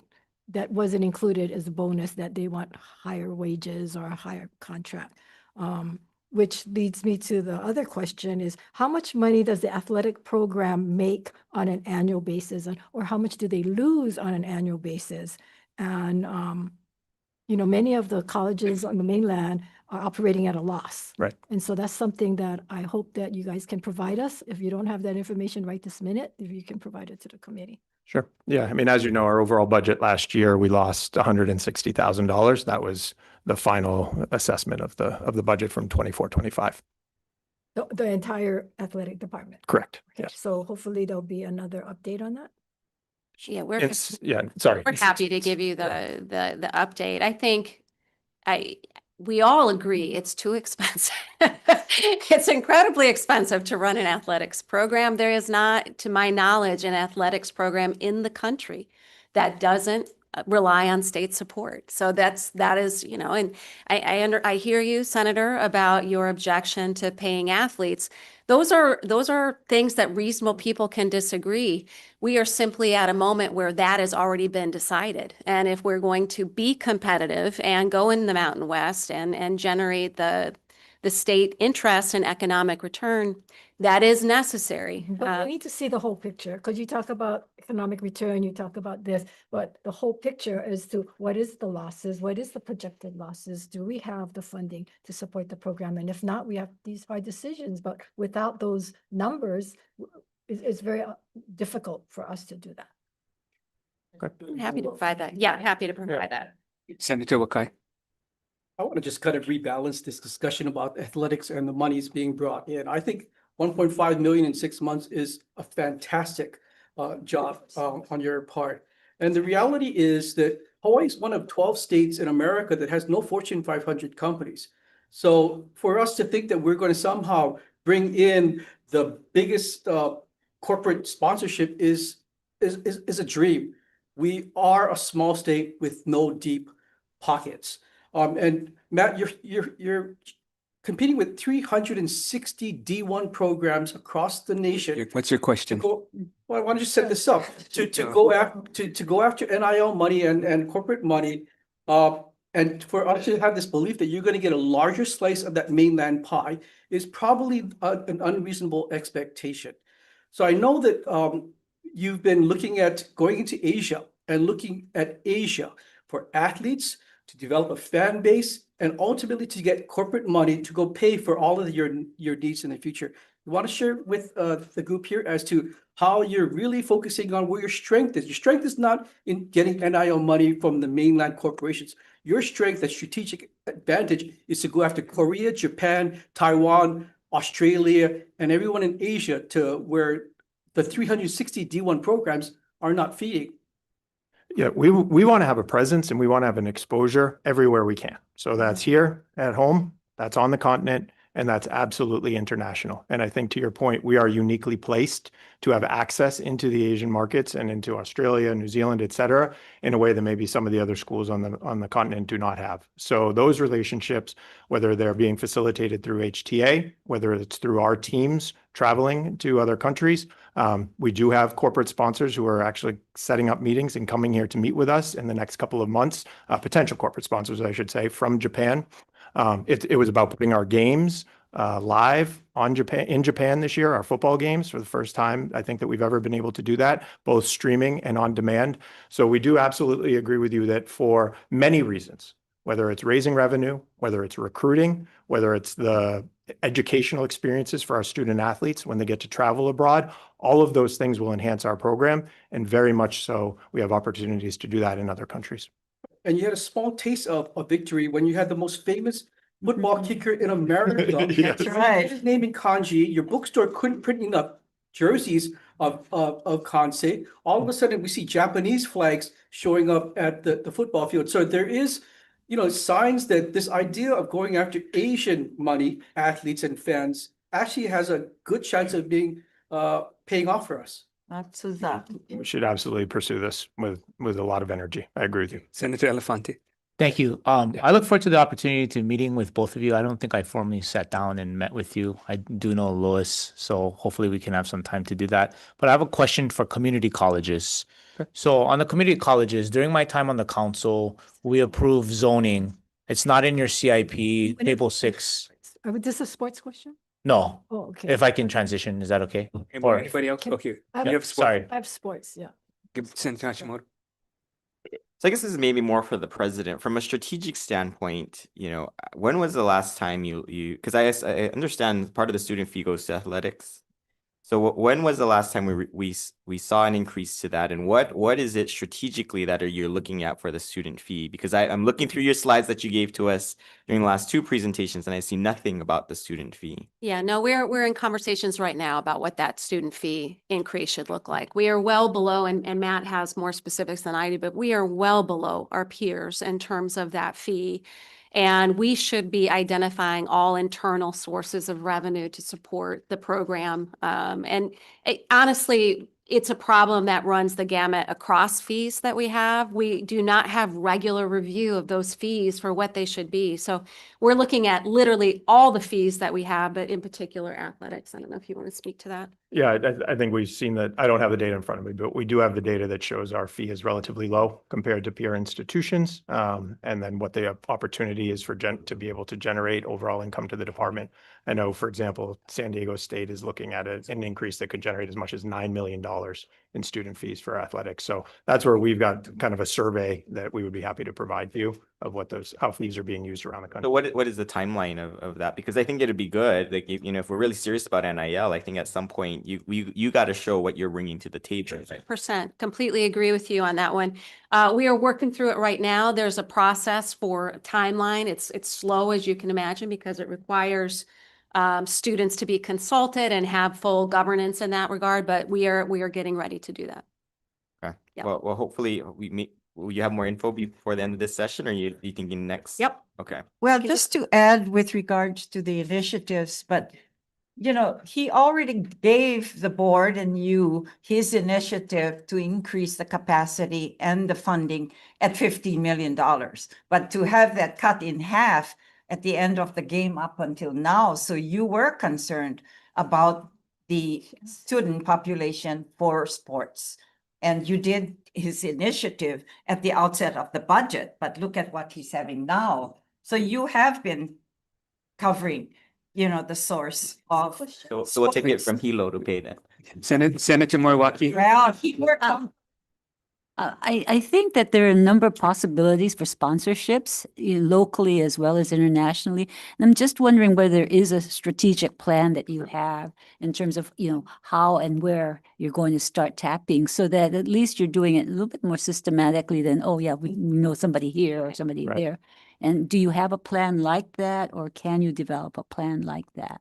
Yeah, so we actually have a third party entity who we work with. They kind of manage this space for us as an institution. This is a common practice across the college sports industry. So we have a contract with them. They pay us a base fee every year based on how many corporate sponsorships they're able to retain. And then if we hit sort of different benchmarks, then we're able to keep more of that revenue. However, oh, sorry. In terms of different sectors that you can tap, like we were saying, Yeah. the hotels or, any other areas that you can say, okay, we're going to kind of strategically go in this direction or across the board, but at least have a plan of action over time and what kind of timeline you have to say, okay, this is a dry market, Right. Yeah. like that. Yeah, we meet about that every week, and we have, staff members who that is their full-time job to go out and to just test this market essentially, and who's interested. I also meet individually with executives to talk about how could their brands and the UH brand come together to provide opportunity. And I can also tell you just from the sort of the big picture that the contract we're in right now will last for about another year and a half. So we're already starting that period of renegotiating and reevaluating what is the right long-term plan for us in the So future. local as well as And national and international. Absolutely. Yes. Can we get a copy of that contract, and can we get the report as to what was accomplished, which corporations, how much Sure. you're keeping, what's the level before we keep more? Because I don't believe I'm familiar with that at all.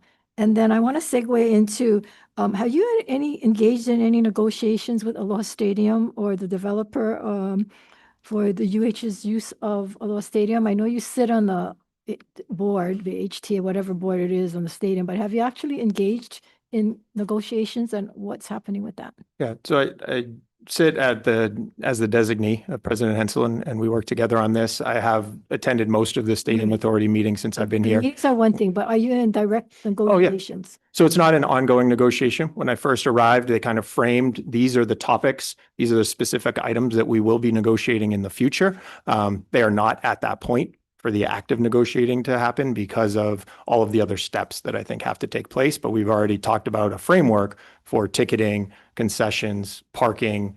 I'm sure there's more suites, advertising, all of those things, but we're not in the moment of where they are with the stadium. They're not ready to be negotiating those specific points yet. So do you have some kind of plan or idea as to how much money will be able to raise at Aloha Stadium at some point, if and when they actually get billed, versus how much money you're able to raise on Ching Field, a comparison? So Sure. have you done that at all?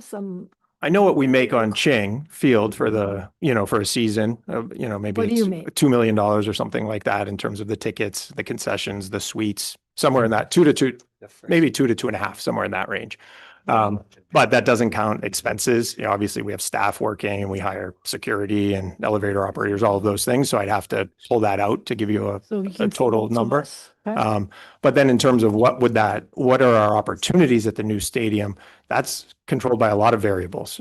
What is the ticket price going to be? How many suites are there going to be? What's the capacity going to be? Made any kind of, ideas as to what it might look like, depending on. So no, I have not projected out what a hypothetical stadium revenue would be yet, but we could certainly start working on that. Okay, thank you. Oh, and one real quick question. So where is the $5 million ask? Because it's not in the ads. That was part of the Board of Regents. No, I'm talking about Is that the part of the 50? the governor's budget. It's not in the governor's. It's not in the governor's budget, but it was in the ask for the athletics. I know, but if you go to table $15 million. 15. Yeah, 15, of which 5 of that was for the nil. Okay, so the 15 for athletics, 5 is for NIL. Correct. Okay, and but none of that is in the governor's budget. No, it's not. You ended up with half. No, there's nothing. If you look at table 6, there's zero on there. So As a university. I'm just trying to figure out, because we keep talking about this 5 million, but there's no official ask for it. And as a university and statutorily under HRS 304, 2001, we have a responsibility to actually provide to you the Board of Regents budget. So we do provide, that's why we're providing it to you. Yeah, I know, but there's no official ask There is through the budget or a bill right now for the 5 million. Correct. There is no official ask right now. Because Just to add with that, I've been here almost 21 years total. And every year we end up trying to save athletics program for Manoa and UH Hilo. Every year we're down to the end of the budget cycle. And I agree, like if there's the need, I mean, I give you credit to submit the preliminary ask for 15 million and now I hear you don't have anything and I thought I saw 7 million, but whatever. no, there's nothing. Table 6 shows that there's no ask for anything. I'm not sure how many times I got to repeat that, but table 6 shows it's not going to be in the governor's budget. That's correct. That's why we gotta keep on fighting for them to Also- survive. So we have to find cuts. So the thing is, if you want the 5 million, where are we going to cut it from? And if, Is that a segue for vacancies? well, I'm done. go ahead. Go ahead. Okay, but he had a community college question. Go ahead. Yes. On table 15, for your minor CIP for community college, that doesn't include planning or development of maybe approve zoning plans to provide housing on certain campuses in your community college, for example, Leeward. Right now, that is part of the lump sum overall like RIM dollars for the community college system. I do have Denise here from the community college that could provide a little bit more color and detail with regards to it. But again, it wasn't the full amount of the ask that we got. So No, wait, at what? this point in time, it probably will be used for the immediate needs in terms of deferred maintenance. But at what Which point? year are you talking about? No, was that chair? I'm sorry. No, which monies, which year? I'm talking table 15, the 15, 20. the CIP minor. Okay, no, that but we in got. regards to Leeward, they had a $30 million amount. And so you should probably, yeah. Oh, yeah. So they had additional monies Okay, in previous years. okay.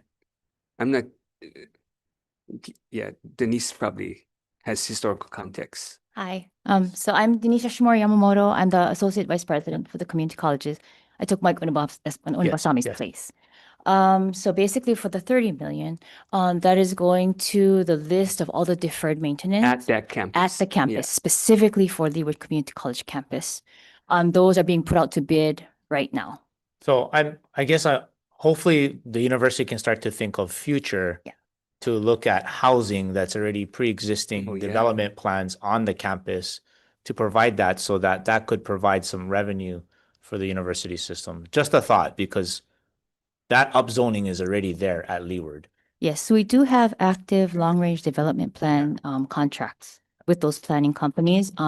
With the president, our new president, is kind of talking about what the vision is for all of our community college campuses as it deals with housing, workforce, and things like that. So, Okay. Thank you, Chair. Workforce housing or student housing? well, that would be up to the president to determine, but it was just that it had come up in previous years about some type of housing on the Leeward Community Just College want to clarify, campus. because these campuses in West Oahu they're not on campus.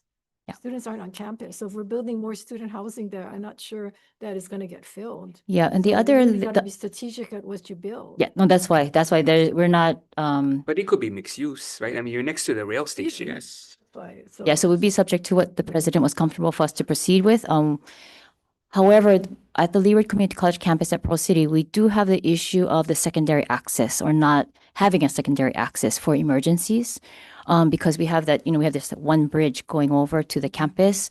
So that has been something that has been talked about on and off the table with DOE, with everybody else that But there comes is a out. possibility for the secondary access. right? There is a Be- possibility, By the club in the back, yeah, so we'll be going by, behind Waipahu High School. yeah, through Waipahu with DOE and all that. So we talked about it before. We definitely have to work that part out before we could look at increasing our capacity in The good any. thing is there's at least a possibility. There is a possibility, and yeah. then- We have actually been talking to Senator Kidani for years about Yeah. that, yeah. Okay. Senator DeCourt. Are we ready to go to Yeah, vacancies? go Table 11? Okay, table 11. let me see. Okay, you folks have about 874 vacant positions, in which the budgeted amount is approximately 9.7 million, but your actual salary paid is almost $62 million. So is this just a consistent trend that I'm seeing, or is it because we didn't correctly classify the salaries, or how do we get from 9.7 million to almost 63 million? Well, because not all of those positions actually have dollars associated with it. They're essentially an FTE without any associated dollars. Okay, wait. Yeah. So the ones that don't have the dollars associated, say that to me again? So are you talking about in terms of like the budgeted amount versus the actual amount? Yeah. Okay. Again, we have VP administration here. Sorry, what were the totals that you said were for the budgeted? Yeah, so I'm showing here 874 vacancies, budgeted amount is about 9.7 million, and then actual salary paid is about 62 million. So in that particular case, right, it is an unfunded position. It's just an FTE with it. These positions are vacant. That last actual salary paid was what happened with that position before it went vacant. But at this point in time, there's no money in that position to actually fill it because there's. Okay, so when you do fill it, are you going to go based on the budgeted amount or the actual salary paid? It depends on how it is, but I'll Well, let. but don't you No, guys like yeah. monies? Because Calvert used to have like the positions, Yep. then the cash for the positions, and then he would sweep all the positions from different colleges and Yes. campuses that they didn't use. Yes, And then he would hold the cash somewhere else. Yes. And then when people needed or different departments needed, and I guess the Yeah. president at the time said, okay, yeah, let's give to College of Yes. Education or let's give. And if they said no, then they would come to us. yes, And if they said yes, then they would get it. yes, So most of them are unfunded, but you still have a Yes. pool of money to fund them. yes, because this only reflects the vacancies. So the bigger picture is what are all of our budgeted position, right? So when you add that all up and you compare it to the total that's paid out, those are gonna be much closer in terms of dollar value.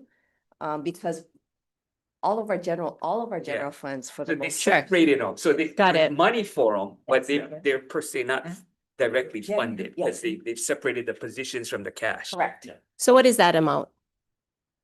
The cash for all the Right, yeah, vacant. Okay.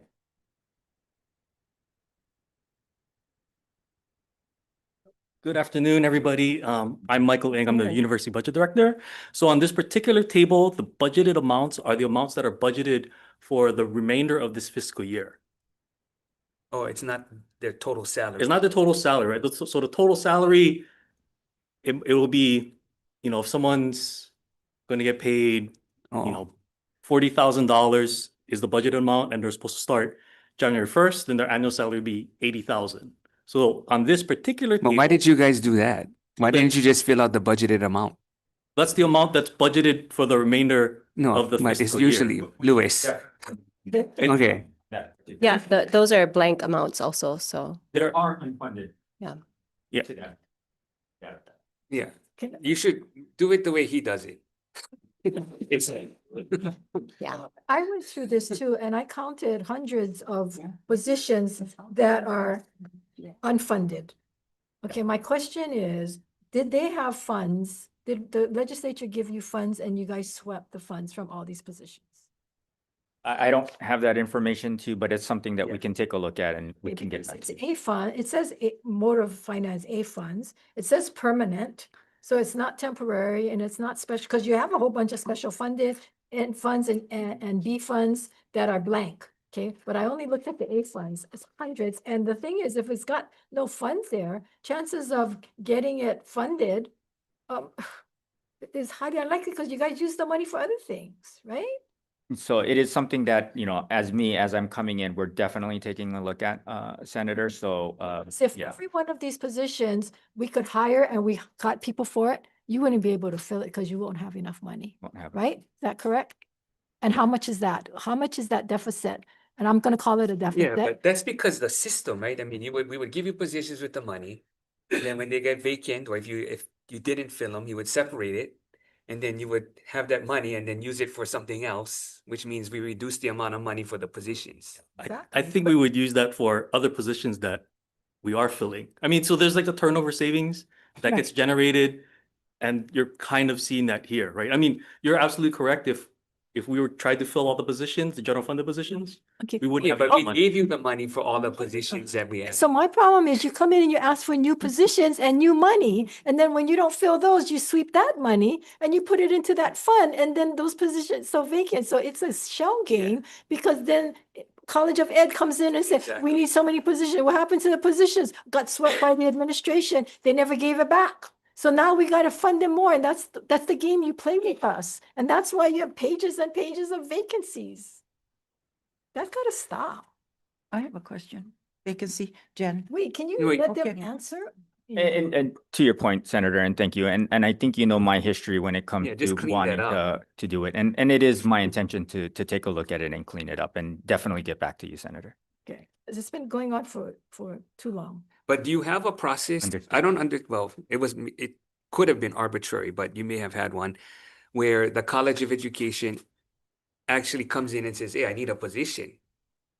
They have come in. And so how many, no, but now new president. So I don't know the new process for, Yeah, at Manoa, there is quite an extensive process of what do you need, what do we have, and how do we allocate positions according to demand?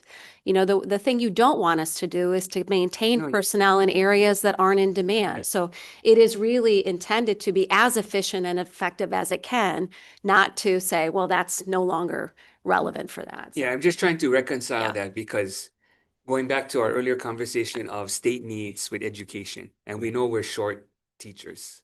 So how do we manage if he doesn't make it through the process, but yet there's a state need? Mhm. I mean, in other departments, we've said, hey, you know what, he didn't make the governor's budget, so no. But then the departments and like College of Ed will come in and they'll ask. Annually. They'll ask. So Correct. if you folks said no, governor said no, they'll ask. And so then if we give it, then it's got to come out of something. Somebody's got to pay for it. Well, right? part of our strategy, I hope, is that when we come forward with a budget request, it is the system's budget request that reflects those needs across the system. We can't stop individual people from talking to you, but anything that we put forward in our budget Yeah. is a statement of our priorities as it relates to that. So Right. look but forward to it's- working with you closely on that. It's still your university, and if they get the position and then it doesn't get filled, then you're going to you're going to sweep the money, even though it wasn't part of your ask. Well, remember, sometimes it's not vacant because we didn't fill it. It's because there was a failed search. It's gone more than 1 year. So a lot of times that money, especially for instructional personnel, will be done for a temporary person to be sitting in there until we can find a I personal. understand, but then when they do need it and they ask for it, they don't get it. Then they come in and ask us for it. And then the cycle starts all over again. This is not the only department. I mean, same thing with DOT, you know, like someone might add a position and then the director says, I don't care, I'm not filling it. And then they take the money and they don't fill it. So we should have just said, hey, you know what? It's not part of the governor's budget. Understood. So I'm just trying to figure that out because if we end up, if college, not to pick on college education, but if College of Education comes in and he got denied the process, right? He's like, so, but he still wants the position or needs the position. We fund it, it goes to you guys and you said, that was not part of system request, so we're not going to release the money and we're not giving you the position. So he's stuck where he actually was at the beginning. And then now we gave it and then, Well- but you take the money. To be clear, we would fulfill the legislative intent for that position. There is no intent or practice, I believe, that if you've said that that's what it's for, that we in fact try and fill that position. No, Yeah. yeah. So that So may it's start not a off, shell but game in that sense. but when sometimes, like I know, for instance, with CTAR, I gave positions in the past with the money, and then they got swept.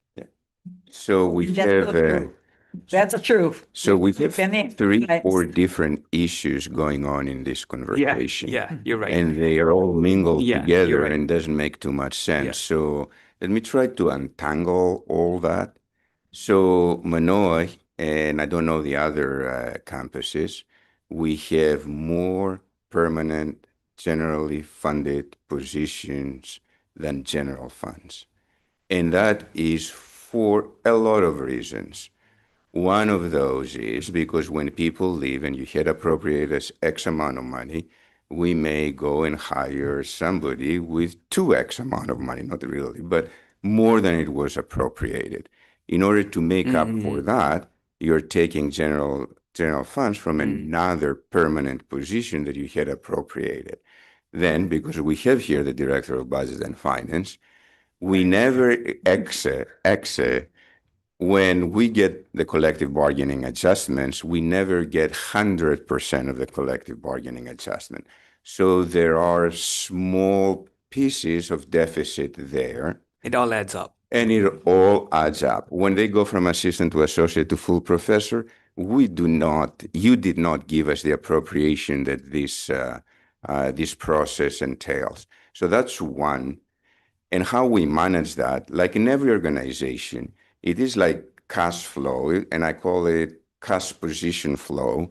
So if we have 100 positions, it is actually pretty healthy to have 10% of these 100 positions always empty, because you're always perpetually in a hiring mode because there is turnaround. So that is the general fund issue and why we have less than or we have more positions than general fund. Now, the next one that you brought up, it is just address that. Okay, so I understand that, and that's fine. But what happens is when we get statements like from the last president, when gave huge raises, he said, "Where did the money come from?" "Oh, it's in my budget." Well, it's in the sweep budget. And so that money gets paid out, and then it's not necessarily for continue hiring. So that's the concern. I understand, Senator, and we've discussed that before. Those raises, by the way. Okay, let's move on from that one. Well, I think the disconnect is that, and I think College of Ed is very salient because, that is an area where we have tremendous shortage, and yet, maybe president now you're going to focus on it, but the last president surely wasn't, and so they had to come to the legislature, and it was always frustrating because all the positions weren't full, and if it truly was a priority of the state, it would be all full. You would have released all those positions and you tell them, go hire all these people so we can get this teacher shortage under control. I hope that changes. I think you got to look at what are the values of what we're trying to accomplish, right? And that's the areas. And I think that's why we're so concerned, is because the areas that you're focusing on aren't the areas of shortage. Yes and no. Let me tell you from my limited experience with Manoa, I've been there for 6 months. So there is a prioritization process on faculty positions where every college puts a request in there. I remember for nursing, last time we released 12 positions for faculty in the School of Nursing. It is extremely hard to hire faculty members in the School of Nursing. I do not remember how many positions we released in the College of Education. I'm pretty sure Nathan will remind me, but it is more than 4 or 5. So we're trying to do that prioritization with a limited pool of positions. So yes, we have state need. Yeah, but if they're coming back to the legislature and saying, "Oh, I do have vacancies and positions, but you're not giving it to me," that's a problem. I don't know who told you that. Because I've been asking the College of Ed to fill these positions, and they always point back to the administration, right? We're trying to solve a teacher crisis. A teacher crisis. So let me But there's no sense of urgency here. Let me say that, was it last year or 2 years ago, that they came in and they wanted, I think, 4 or 5 positions. And I said, what happened? They said, well, we had 20 and COVID hit and the administration took 10. But they gave us back 4, but they wouldn't give them back the other 6. And so that's why they were coming in, for asking us for the money, something like that. I don't know if that's So positions within Manoa. So the last 6 months, I actually provided the data to all the deans and directors including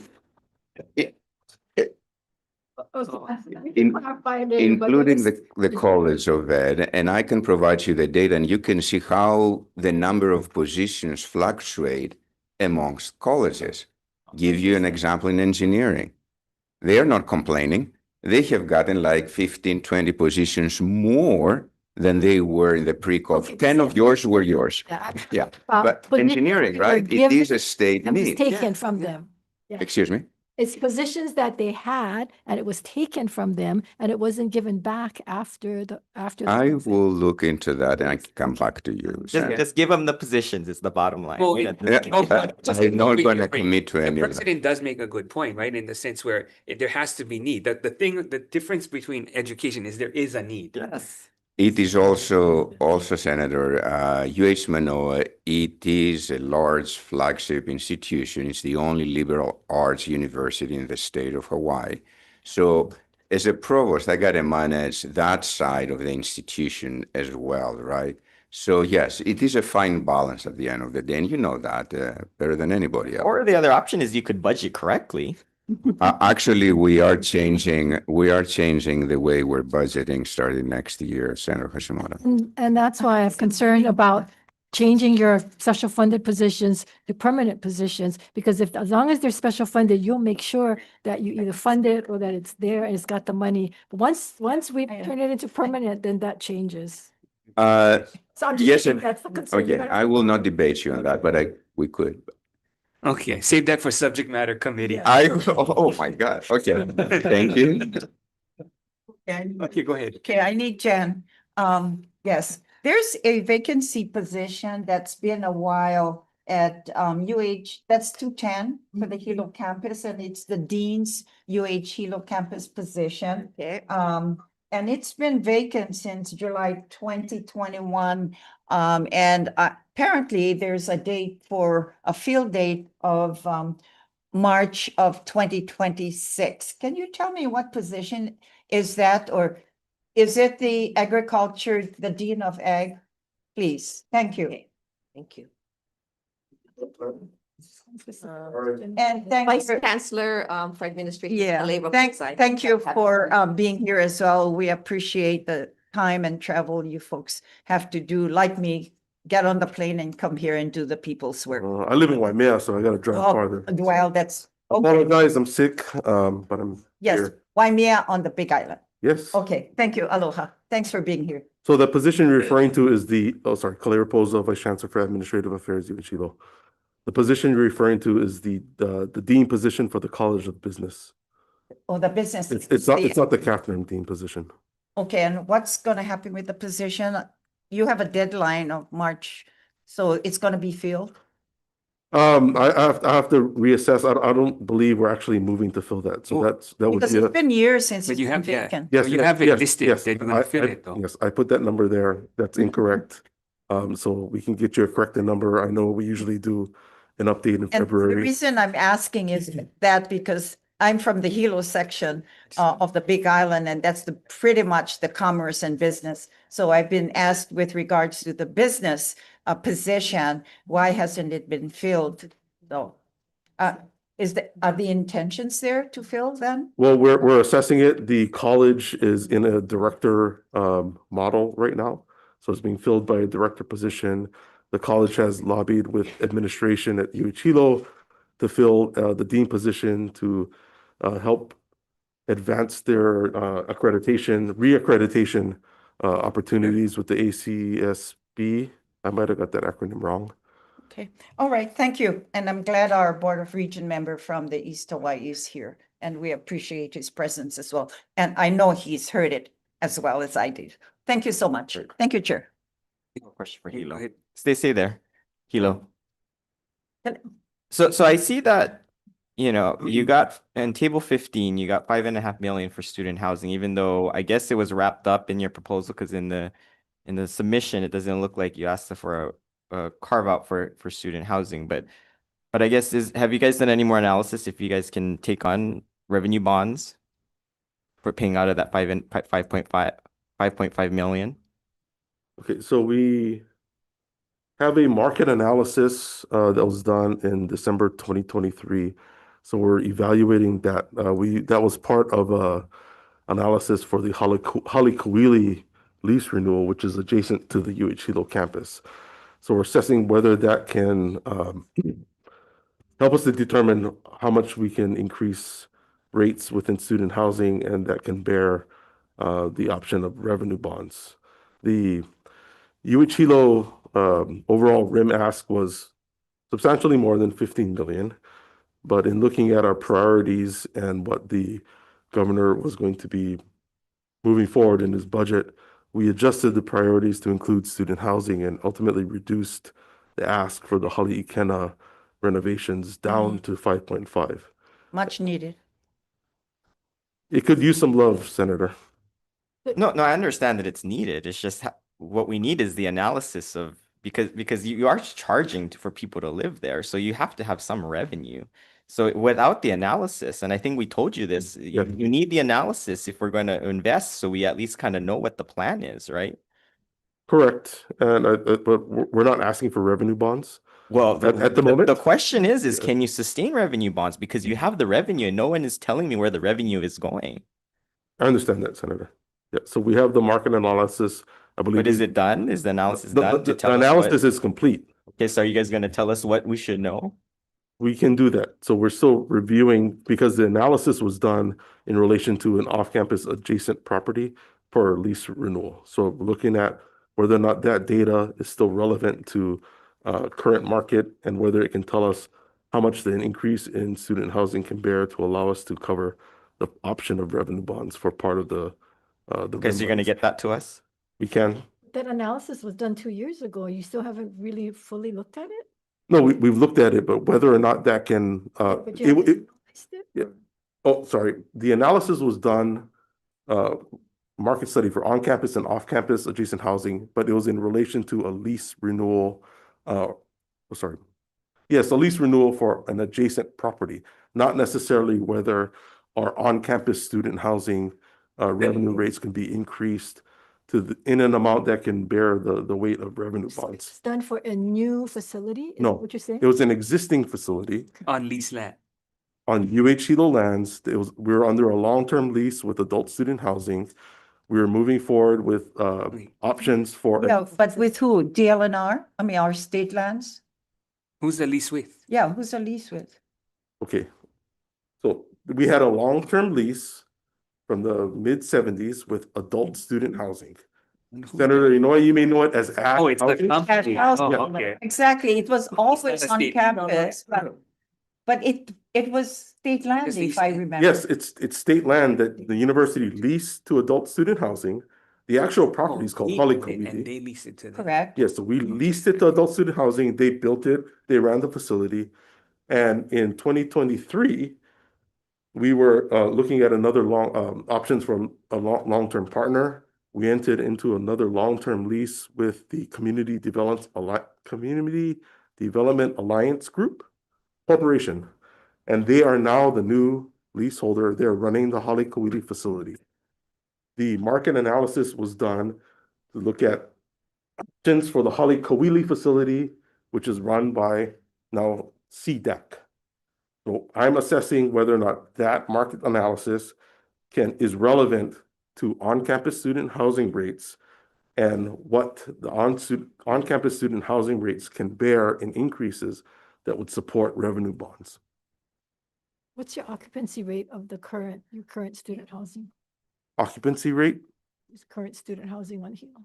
I can get you the exact number. Pretty busy. Approximate. 77%. Okay, so it's not quite. It's not full. It's always been low, right? I No, mean, there's been an impact, definitely from COVID. So we haven't filled up again. But even after it was built, I'm not sure I'm talking about the same one, the one that it's built that have cement floors, and I went there for the opening. But my understanding in that occupancy, it was dismal at some point and never full, You may be referring to Hale Ala Honua. maybe. That was a new dorms that were opened up on Kawili Street. And had plenty problems with the construction right now. With the traffic light. Yeah. Yeah, this is Near the traffic several light, years ago. We came in for funds for air conditioning, Yeah. and Yeah. Senator Kahele, I believe, helped us with that. Yeah. So there's that facility, and we also have 4 more on-campus Well, you facilities for did housing. an analysis before you built it, and it showed that it was really needed. And then when it came online for years, it was like 50%, 60%. So I'm just concerned, but I don't know your market analysis, how good they are, because certainly not giving us a true picture. And Okay. give us that report. That's all. I think the bottom line is we need a strategy, right? I think Yeah. that's what we said, that this reiterates what the strategy needs to be. I don't think the strategy is us general funding everything through CIP, right? You're generating revenue. And I think that's the whole point of student housing is we got to manage it better, right? Across the system. So I don't know, maybe it's a question for the president. And you see what we had to do at Manoa. I don't know if this concerns you at Hilo and what we're going to do about it. So it absolutely concerns me, and I know that you sat through the presentation where we walked through the many, many years in which the fees and the what we charged did not match what was necessary to operate the facility, nor is there ever a sufficient quantity of state funds to infuse for that. So, you know, I think in both places we're at a point where we have to make some difficult decisions because the facility isn't going to repair itself, and we need to maintain it at a certain level of health and wellness. So unfortunately, it's just a rock and a hard place at this point, but I'm absolutely committed. We have to act in this space, and that includes both Hilo and the Manoa campus. Well, and I agree we have to act. I don't think we want to see what's happened at Manoa, but it took us many years to get to where we are with Manoa.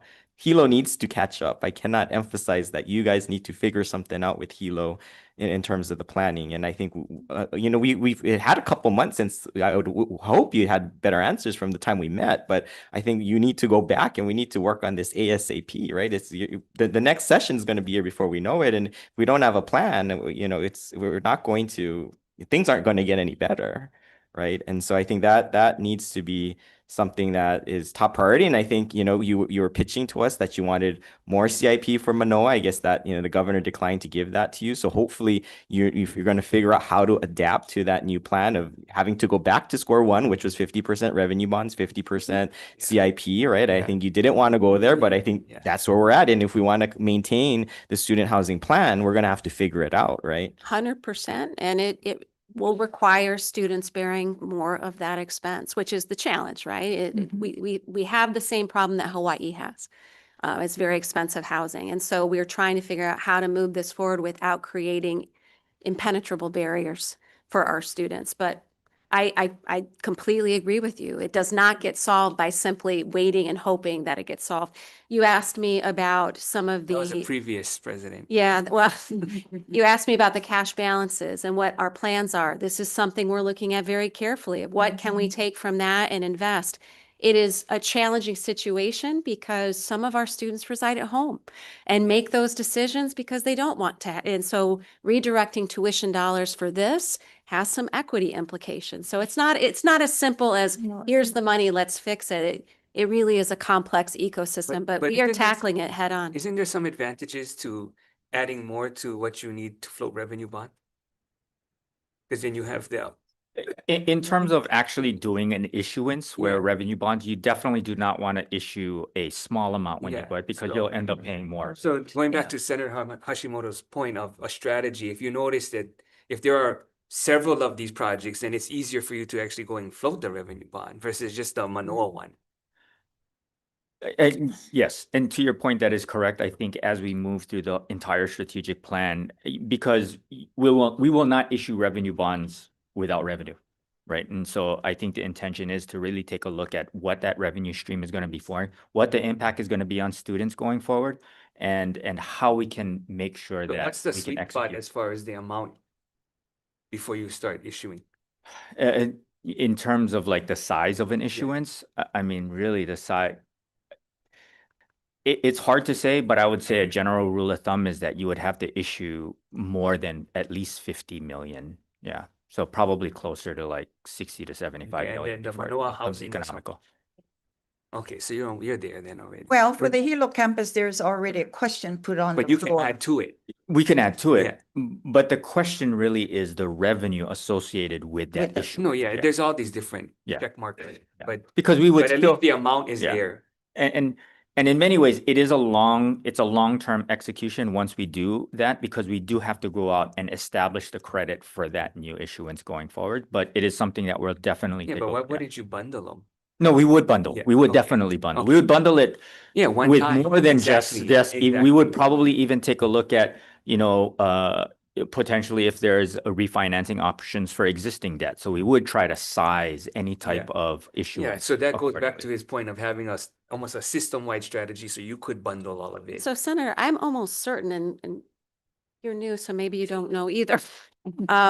But that we asked for considerably more in revenue bonds or geo bonds last year, and we're not awarded that. So it's not that it isn't our strategy. We have not been awarded the authority to go forward. Yeah. Because you folks didn't give us the. No, but it goes back and- to what Louis said is showing the plan of where you're gonna get the revenue. So when all of that is together, then Right, yeah, you're you not can gonna get more give- revenue bond, but you gotta show how you're gonna pay for it. Exactly. And Calvert couldn't give us that. He just wanted so many Well, millions. to be clear, the list that you gave us, we gave you the revenue bonds of whatever you needed. So I think we expect there'll be another bill for whatever revenue bonds you're going to ask for this coming year. Authority. Yes, the authority. Yeah, Right. yeah. You have the You have the appropriation. authority, yeah. Jan, Yeah. just to clarify, you had the authority for 2026, but not 2027, is that correct? No, but But you you need could a bundle bill? them all in one. Do you need a bill for They- authorization? or do you Yeah, have the we do authorization? need legislative Do you have a bill authorization in? to execute on that revenue bond issuance. So do you have a if bill we that get to you're that. submitting or submitted through executive? There is a part bill? of the governor's package to ask for the revenue bond authorization. Well, the question is with regards to Hilo campus, and what we could do is use it as a pilot project for that particular campus. It would give you an idea then going forward, how you would place this for your future needs on any campus. So Mike, I guess you and I got to walk on campus and work with University Hilo and find out what the conditions of all our campus housing it needs. Yeah, I think it makes more sense scale versus pilot, right? So let me just give the overall. So we're looking at decisions that were made down the line that I don't know if it was based on market analysis, but many of these decisions made, we're in the situation we're in. So I'm hoping we learn from this and that we don't jump into these projects without really understanding whether or not we're going to get the occupancy, whether or not, I mean, we got the pharmacy school that the enrollment was down, and yeah, other schools did it, but we should have realized that. I mean, come on, we've got PhDs and the smartest people in the room, right?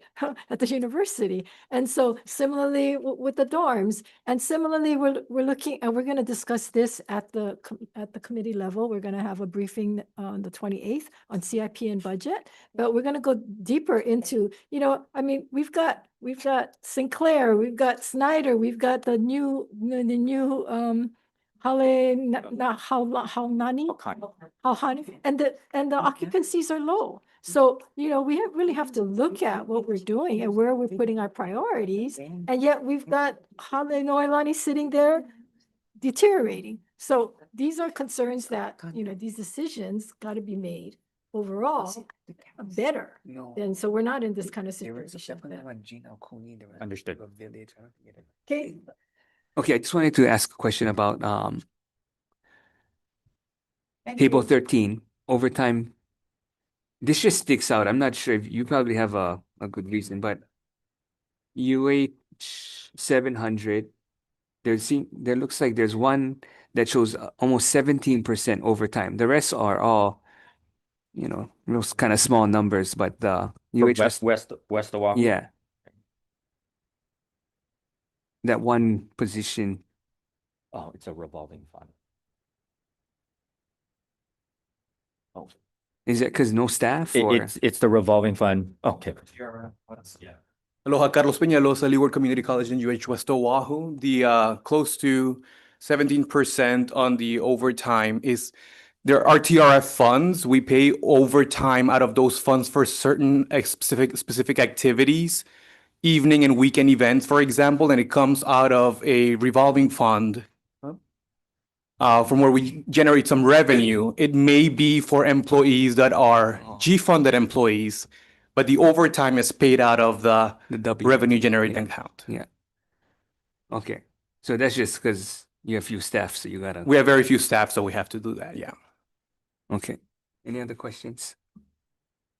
Oh, go ahead. I'm going to pivot a little Yeah, bit. go ahead. Okay. Recently, the cancer department had a hacker hacked into your folks' system and was able to obtain social security numbers and other personal information. It was discovered in August. It wasn't reported until December. Why hasn't the university reported it within 20 days as the law states? Senator Garrett Yoshimi, Vice President for IT and CIO for the university system. So in that particular case, the original forensics on the event as it occurred, we did not locate any social security or PII or social security numbers in the original investigation of the data that was exfiltrated. However, subsequent to that, once we were able to rebuild some of the data and servers that were damaged as a result of the incident in December, those a number of files were discovered to have social security numbers embedded in them, which is why you saw the date of the report that was submitted, 47 report.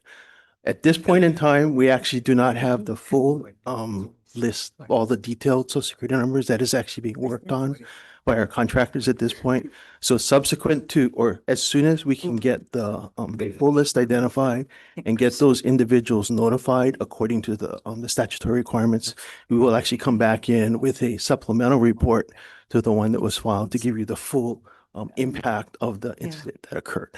Yeah, but why weren't they, I guess, why weren't they notified within the 20 days? I think that's my question.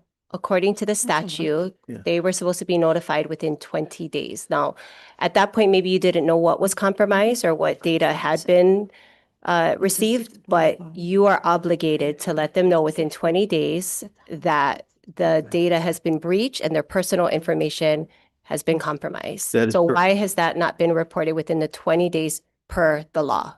So based on the August date that was in the original report, at that point in time, our information on the data that was impacted was that the data was de-identified and did not contain any of the triggers for that reporting to occur.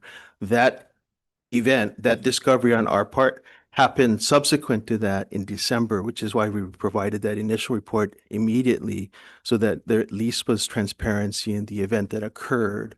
We have still a period to wait for the forensics to get completed so that we can notify all those individuals directly.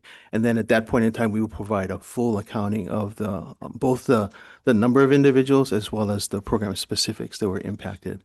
Until we notify the individuals directly, that part of that data is not fully available to us yet. So sorry.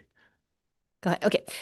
So aren't you supposed to, by law, notify them regardless if their information has been breached and then you continue your investigation? So what we are doing now is to make sure we identify all of the individuals that are affected. So we have a third party that is contracted to go through that entire list of data. It is a very large database. So we're having that party go through and identify all of the individuals, including identifying the addresses where they can get contacted so that we can make that happen in a timely manner. It is taking us, I can tell you, we are frustrated in the amount of time it is taking to go through that data. Yeah, I mean, you're talking about medical records, you're talking about Social Security, you're talking about people are asking for payments through the system. So I think that this is a really good opportunity for you guys to strengthen the system, because in the sensitive information that is being housed in this database, this is very, very concerning. And the fact that you folks haven't even reported it up until 3 months down the road, I mean, savings could have been wiped out, houses could have been taken away. I mean, we can just go down the list of what something like this means. I completely agree. And we have actually been, for those of you that have been we've been talking to on a regular basis, you know that the university has been investing additional both resources as well as time on a system-wide basis to make sure that the importance of these practices are front and center to all of the folks that have responsibilities in this space. You know what? We could always do a better job, and we are continuing to raise the level of both impact as well as investment being done in this area. Specific to the Cancer Center, I can tell you that in fact, and this is actually in the report as well, but my organization is the one that's parachuted in as soon as something like this happens. And we have had people on site there since the August event to make sure that we can identify all the damage done, repair the damage, and then make sure we can go back in to put into place both processes as well as procedures to make sure that well, I will not guarantee it won't happen again, but to at least give us the best chance to protect the data that exists in those areas. They're very sensitive databases, as the Cancer Center has both the trust as well as the that carries the data of a lot of folks that they're doing research on behalf of. So we think it's critically important to make sure that happens. My organization is actually still embedded in that area until this is finished, and then we will make sure on a going forward basis, we're working with Cancer Center Director as well as Manoa to make sure that the investments are protected on a going forward basis. Okay, and because of privacy laws, I don't need any specifics, but were there damages that were found and were those cured? Because as of this point, you folks did contact the individuals, yeah? The individuals have not been contacted yet. We anticipate that to happen. Okay, we anticipate that happening very soon. But the damage to the research practice and the IT infrastructure has been mitigated already, and then we have additional protections in place. So the individuals have not been contacted? They have not been contacted as yet. We anticipate that happening soon. Thank you, Senator Carrie Okinaga, General Counsel. Hi. Yeah, so just to be clear, the reporting requirement of which you speak, and that is we've spent a lot of Garrett's folks most, but our outside entities, including consultants, working to get the notifications out. Super concerning is because of the late confirmation of the protected information under the statute. And what the statute requires is actually within 20 days notification of the legislature. They understand that. So, right. So the once you know that information has been compromised, which is name, social security number. So that's the problem. We filed the preliminary report with the legislature to make sure that you all knew that of this incident, but really it literally the statute calls for the number of individuals impacted. We still don't have that. It calls for the sample notifications to be sent out. We don't have the names and addresses yet. So we are working with all due haste to get that information so that we can do these notifications, which we understand the urgency on everything you said. The records release also did not have treatment records. So our report to the legislature did say what information was, we believe, compromised, but it did not include that type of normal doctor-physician treatment records. This was a research project. Okay. Thank you. Thank you for prioritizing this. Thank you. Thank you. What's the timeline for actually notifying and the corrective actions taken? Pardon me?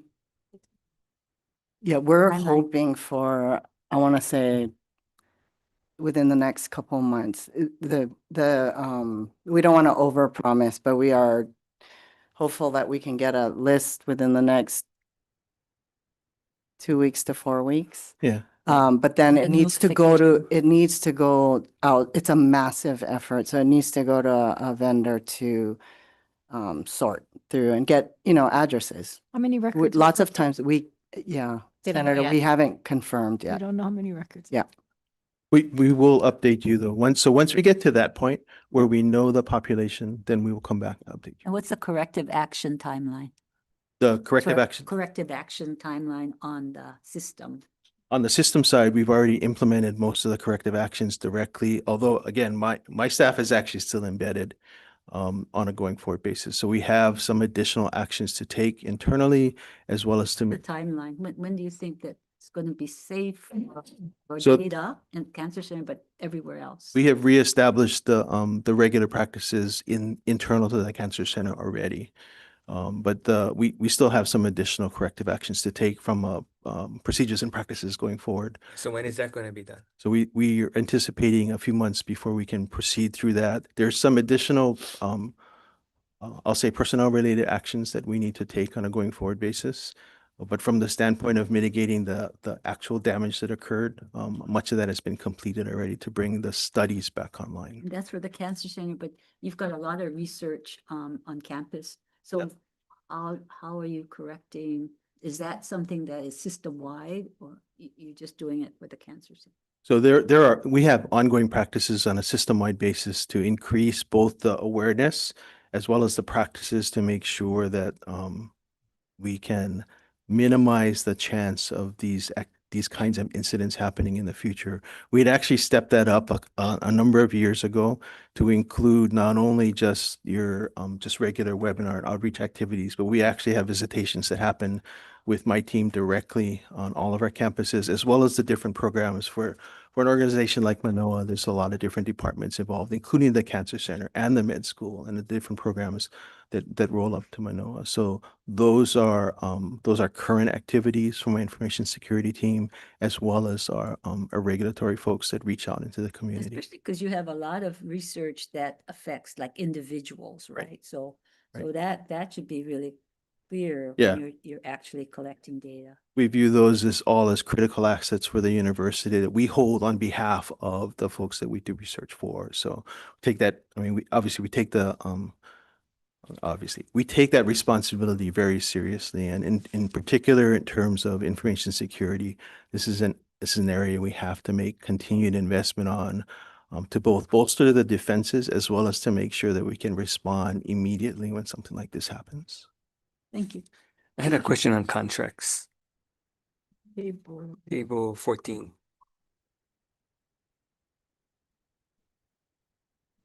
So there are 48 contracts with outstanding balances that have ended, and I think we calculated about 5.6 million. Do you know in which area those contracts exist? So Senator? this is Which one? just going through all 48. This is your Okay. table 14. Table 14, correct. Yeah. So I mean, you can look through to see which ones have ended, but so I'm not sure when you guys are going to close them all. Okay. I think the intention really is to take a look at all of these contracts that exist there. And if there are outstanding balances within existing contracts, to take a look if there is any requirement to pay that out, whether or not we got final billing on that, but then to essentially close out contracts that have essentially terminated or ended. Yeah, because you have some, I guess Carrie has to deal with it until matters are resolved, or I'm not sure, you got. And I think we've talked, Gary, about this, and you're cleaning some up, so I don't know progress. I mean, you can. But some of them are kind of big And some of them are old. as far as dollar amount. Yes, so we have this naming convention. We need to look at what other agencies like AG do to not flag it as until other matters are resolved. The litigation lasts for as long as the litigation lasts, so I can't control that. We don't open contracts unless we have to. So the old one is literally the contract that existed, the litigation existed before I got to UH over 10 years ago.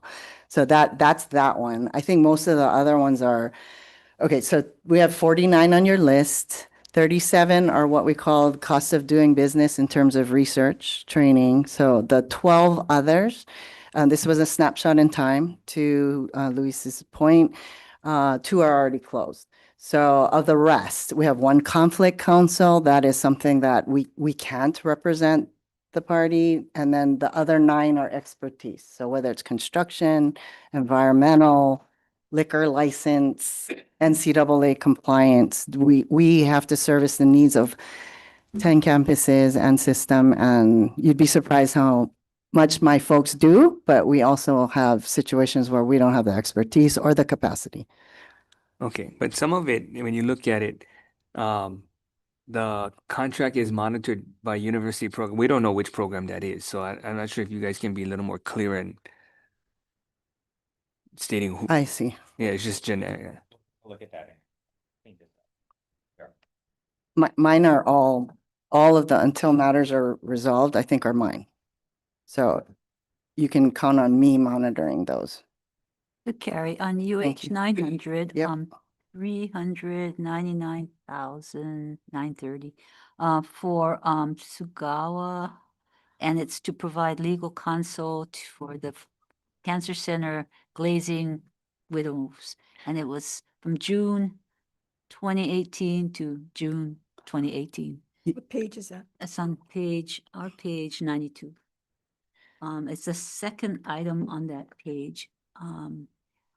If the contract was from to close until matters are resolved, kind of a long time for glazing windows. I'm on a different 92. Okay, so It's the second. so I know one. which contract you're talking about. Okay, so page 90, I No, think. it's our No? 90.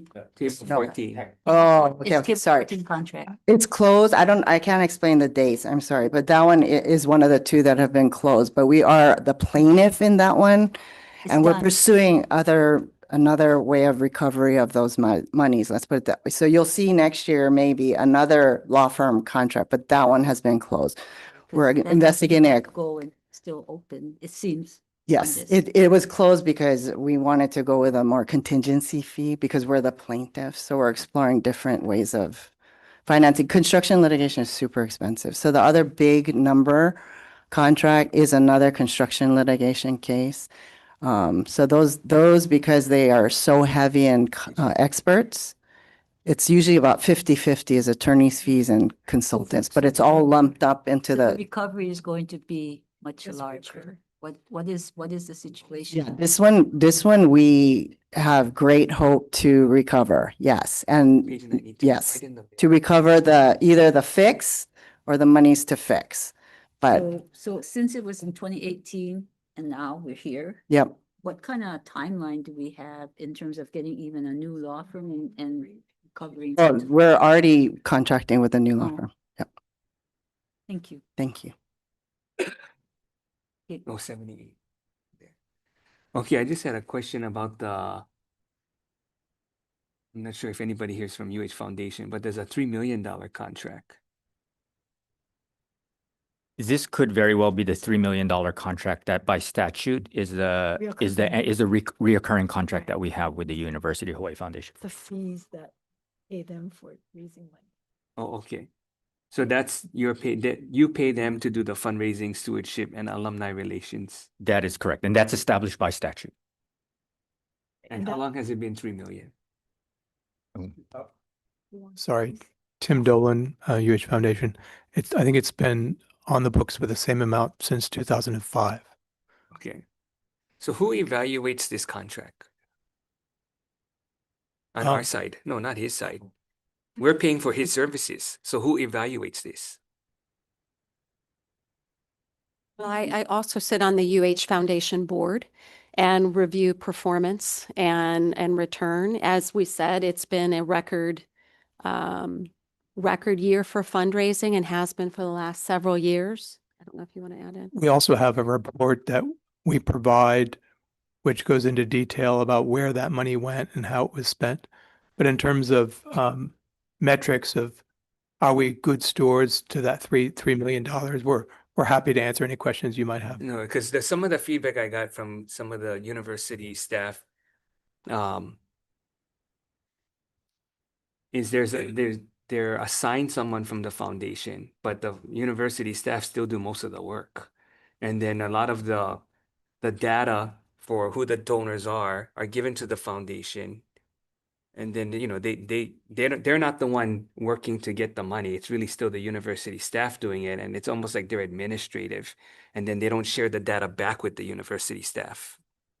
Anyway, I'm not going to get into it now, but I'm not sure who evaluates it so that we can make sure that the university staff who are to some extent forced to use the foundation. I know others have said that they're just going to use another nonprofit.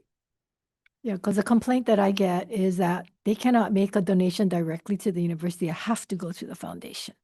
Yeah, They our have to go to the partnership with the foundation. staff that you're referencing, I don't know which department, but Want to do that. it is definitely with every unit on every campus. It's not that the foundation works in a silo. We have to work with university staff or it doesn't come together. But I mean, I would just point out that something must be working well for us to double our revenue in 6 years.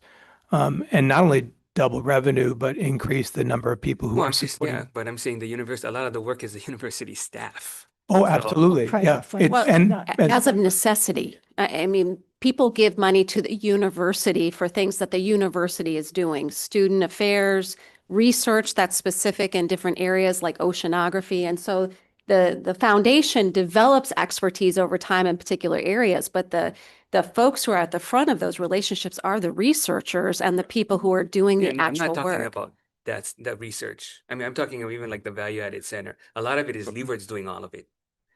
What know. private donors come in? No, Leeward staff is working at it. I'm not sure the participation, because I'm heavily involved in that one. I don't see any really very little participation from the foundation, but the foundation is the one who gets the money. They get, they end up getting the donors and all of those things. Like I said, I don't want to get into it now, specifically for this one, but what I'm asking is who evaluates the program with all the different staff that have to work with the foundation, and are the staff satisfied with the work? Granted, you can say, oh, there's $6 million, but I'm not talking about that. Yeah, no, can I answer that directly? So the example you gave with the Leeward campus, Chancellor Carlos has frequent conversations with me about the foundation staff and how that's going. In fact, just before this hearing, we had a conversation about the foundation staff and how things were going. And I won't put words in his mouth, but I know he was very pleased. And so if he weren't pleased, believe me, we would hear about it. Yeah. Well, you know what? Lots of people tell us to our face that they're pleased. And I know as soon as you guys go out the door, it'll be a different conversation. So I get it. But I want to be able to figure out if there's an unbiased way to really look at the services that you guys are providing to see if they can be improved. That's it. I mean, I'm not sure how hard that is. Can absolutely take a look at that. Because a good example is the culinary Kapiolani and the restaurant. People have gone and recruited and got people to make huge donations that had to go through the foundation. And then as a result, some of the donations, they had specific requirements, did not get done. And so these people got really upset and they don't want to make anymore.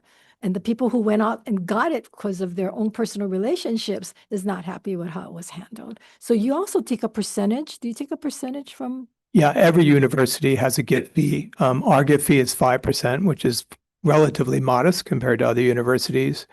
But the litmus test in terms of big donations and whether we say we're going to do whether after the gift is made, we actually report back to the donors, and they're the toughest critics, right? They'll say, you did a great job, you did a so-so job, or you didn't do a good job at all. I think we take great pride in the fact that our repeat giving, the people that give every single year, they're giving more and more, and they're not always happy. And there are things we could be doing better. But to your question, what can we do to measure whether we're doing a good job? We have a separate board of trustees who are. What about the users? So for instance, I know one person that actually created a fund. Yep. They worked with you guys. They created a fund. They got all the donors. Yep. They gave you the list. Yep. All they wanted to know was, did all the people that I asked to give money, did they give? And they didn't want to give her the list to see if they actually collected the money or not. And she still hasn't gotten it. So that often happens not because we're obstinate and saying, no, we don't want to give you a list. I'll give you a perfect example of how that happens frequently. Now she doesn't want to work with the university. Right. So you can be obstinate and you can try to justify it. But now she's like, you know what? This really sour taste in her mouth. Right. So how do we fix it instead of just trying to justify it? Well, we don't have to keep going, but if not, we can introduce a bill and fix it. But we got to figure out something, because I know people who don't want to work with the foundation because it's difficult. And I don't think that's good for the university. We'd be happy to help if you could provide any information. We'll go back to her and look into it.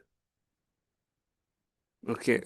Well, if you guys can figure out a way so that at least I would rather not get involved. But if you guys can figure out a way to objectively and unbiasedly come up with a system so that this contract can be evaluated by the users, instead of constantly justifying why you don't need an evaluation from the users. Okay, any other questions? Oh, you had a question? No. No, I think I will. If you're getting this $3 million a year, can we see what what you spend it on? Because if you're collecting a fee of 5% for every user department, then what is your total budget? Because Yep. 3 million is a lot. But every year they're Plus- coming to increase the 3 Yeah, million. So, Good luck. what is your budget and how do you spend the 3 million? Sure. When the budget was established, when that 3 million was established, we were raising $6 million a year. And we were getting $3 million from the state to provide that services. The university was able to give us that 3 million. Today, our budget is 20 million. And last year we raised 172 million. So But you're also assessing each department that you help as well. So what is that 5%? No, they take 5% of whatever your donation. of every gift, right? So 95% of your gift goes to the intended purpose of where you gave it. 5% is Yeah, but even that 170 million, like I said, the person that I talked to, she raised all the money and it had to go to foundation. It wasn't like the foundation raised the money. Yeah. She raised the money. So you know what? Let's be clear about the terms that you use. I don't think that's factually correct. I don't think in the case, I don't want to offend anyone, but I just don't agree with that premise. Well, in the Well, I know the person that raised the money. the culinary too, I know the people that raised the money and they said that they didn't want to go through the foundation, but they had to. It was a requirement. And then you guys get the percentage and stuff. See, so I guess what you're not understanding, just like earlier part, yeah, and I just was talking to Senator over here. Everybody know how to fundraise. Person would help Senator De La Cruz, Senator Kim. You're not understanding it's a relationship in raising the money, right? You guys are not proving the relationship. So when the person did, like say the person would raise $1 million, gave it to the foundation. All she wanted to know if that money had transpired to the foundation. So like say I get 10 guys promising money and I give them to you guys to the foundation, but out of That's the what 10, happened. only 9 gave. How are we gonna find out if the person gave what Senator De La Cruz was saying? That I can follow up and say, hey, you know what, you said 10, I only got 9. But how is she gonna know if you guys don't tell her because of whatever ancient Chinese secret it is, you guys not giving out the information? So again, you guys want to raise the money. We want to help you guys raise the money, but it's the relationships that we have to help raise the money for the university. And if we don't have that trust for that relationship, then it's not going to work. Because you guys automatic, no matter what you guys do, you guys gonna get you guys 5%. So what is the urgency in having these relationships? That's all I'm saying, because you're going back and forth. I don't. Well, he's trying to defend it, but 170 million could have been more. You're right. It could have been. It could have been more, but now she has a poor taste in her mouth about working with the foundation. Right. Well, we have over 20,000 donors every year, and not every donor is happy, and we need to do better to make sure that we can provide better Yeah, service. so going back to how do you evaluate the contract so that we can make the improvements So to instead of justifying the status quo. So to be clear, Tim reports to me, and I also sit on the board of the UH Foundation. So ultimately, I am the arbiter of whether it is going well. Part of the and that is part of a performance review that's quite extensive by the UH Foundation that I sat through that goes through a number of these things. I think it's important that we not put too much emphasis on individuals. I would love to know who they are so we can engage and fix those things. I have no doubt that there's disconnects that we need to do better at. But what I can say is it is a very transparent reporting. It's required to be as a 501c3. So we have an excellent understanding of where the money goes, where it comes in, and how it's spent. We're not talking about that. I have a person that was raising money. She wanted to find out, did everybody that she asked to give money, give money? They didn't want to give her the I don't want to give you an excuse, but we do have donors who don't want you to have that information. That's part of the challenge sometimes. It's not their donor list. It was her donor list. Yeah, And all she I wanted to understand. do is, do I need to follow up? I understand. And then But if you guys don't want the money, then you know what? You're not going to get any of this money. It's all good intentions, and we need to make sure it's as easy and facilitated as possible. We appreciate So it. that's where I'm asking that you evaluate all the people who have to use the service. You're in a vacuum. There's so many programs. you're not dealing with every single person trying to raise money. If someone were to go and evaluate, okay, how was the relationship? What could we have done better? I don't think that she's never been asked that. To your point, Senator, and we can definitely go back and take a look at it. I mean, it is a complete, right? You want to be able to handle the majority of people in order to address it, but you also want to address the outliers if there are people that are unsatisfied with what happened. And so we will take that back and we'll take a look at how we are providing that service and make sure that we can do better. Oh, no, and there's no question about it. They are big donors. And it's separate from what his one is that I know about. Sure. Any other questions? Yeah, go ahead. Okay, so last year you provided us with the out-of-state work state, and there were 57 people that was living out state, and you didn't provide it. This year we called the office this morning to get it. Were we able to get this? My office is still working, the team is still working on putting that together. Many people. I have not seen the But you guys don't. final product. Okay, so here's the question. So what have you done since last year when we raised concerns about this list? Have you guys reviewed the list? Obviously not, because you can't tell me anything. Well, Have you made some changes? Is it repeats? What's going on? Because, out of sight, out of mind, and you come back this year and we don't get a report and you don't even know what's in the report. So obviously you haven't looked at it since last year we talked about it. Fair, we have not run the report since last year. And so I do not know the change in outcomes, but I can say it is not something that easily occurs. There's review steps in the process, so it doesn't happen automatically. Yes, but you heard our concerns last year.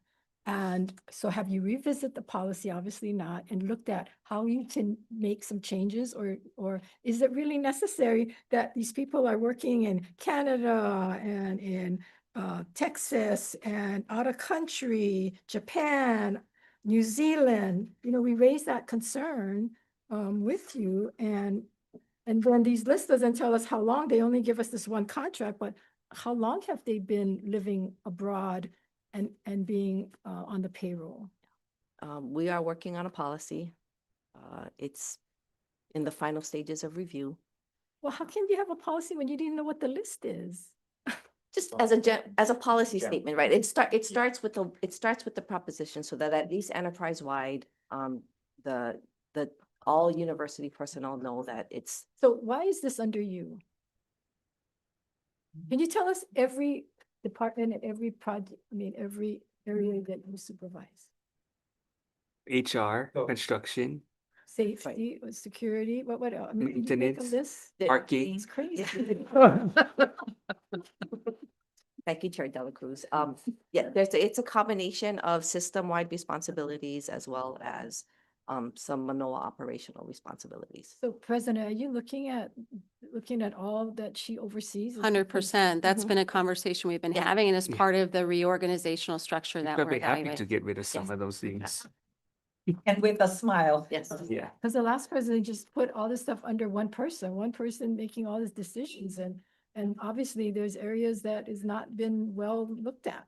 So obviously you can't handle that all. Yes. And you're not. So, Yes. Well, some of those responsibilities are not traditionally under the Vice President of Administration anyway. exactly. Hopefully she's getting the additional fee. So when is that going to be figured out? Yeah, we're in I think right now, hopefully within a year. But you're Yeah. going to get this list to us. Oh, yes. We will get you the list. They're working on the table as we speak. Okay, because hopefully there's not more than 57 people on it, because it was Yes, I 57 last year, so I don't know how long it takes to figure out this, but it just worries me when you folks don't have the reports, because obviously nobody looked at it or put it together, or, right? Understood. Regent Mihir. So I guess, when we had a meeting with you, with the president previous, and you were sitting in, you were telling us that you guys were going to embark on the discussion of separating the president and the chancellor position at Manoa. So where are you guys with that? I know you have a TIG, but when is that going to be done, and when is that policy going to be rolled out? The reported to the Board of Regents, was it on November meeting? November. And the recommendation was approved in December. So we have authorized administration to begin the process of separating the positions. Okay, so that's moving forward then. Yes. In your own reorg, and you have the money to do the reorg that you need. We will figure out how to do it. It's now, you know, as I said, it clearly is a new position of a chancellor bringing it in, but yeah, we are proceeding full throttle. I expect that we will have that completed by the end of 26. Okay, so how does that wrap up then to all these interim appointments, right? You have an interim in community colleges, you have an interim chancellor at Leeward. Why they're interim, Okay. to allow for. So what is yeah. what is the vision, I guess, and what are the milestones that we need to know?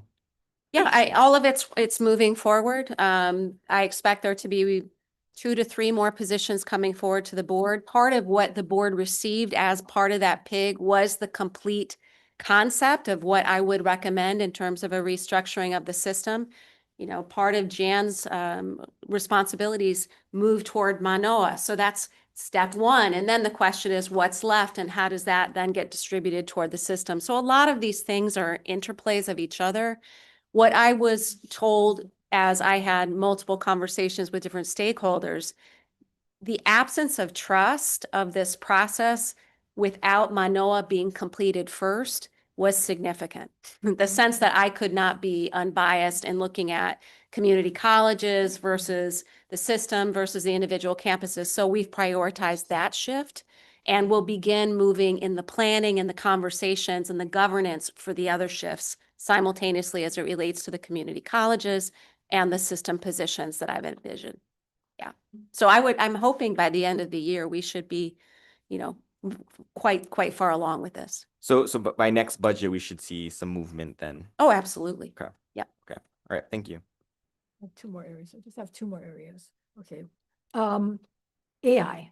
So last year we gave monies for pathways for the community college. Is that correct? For AIs? Yeah.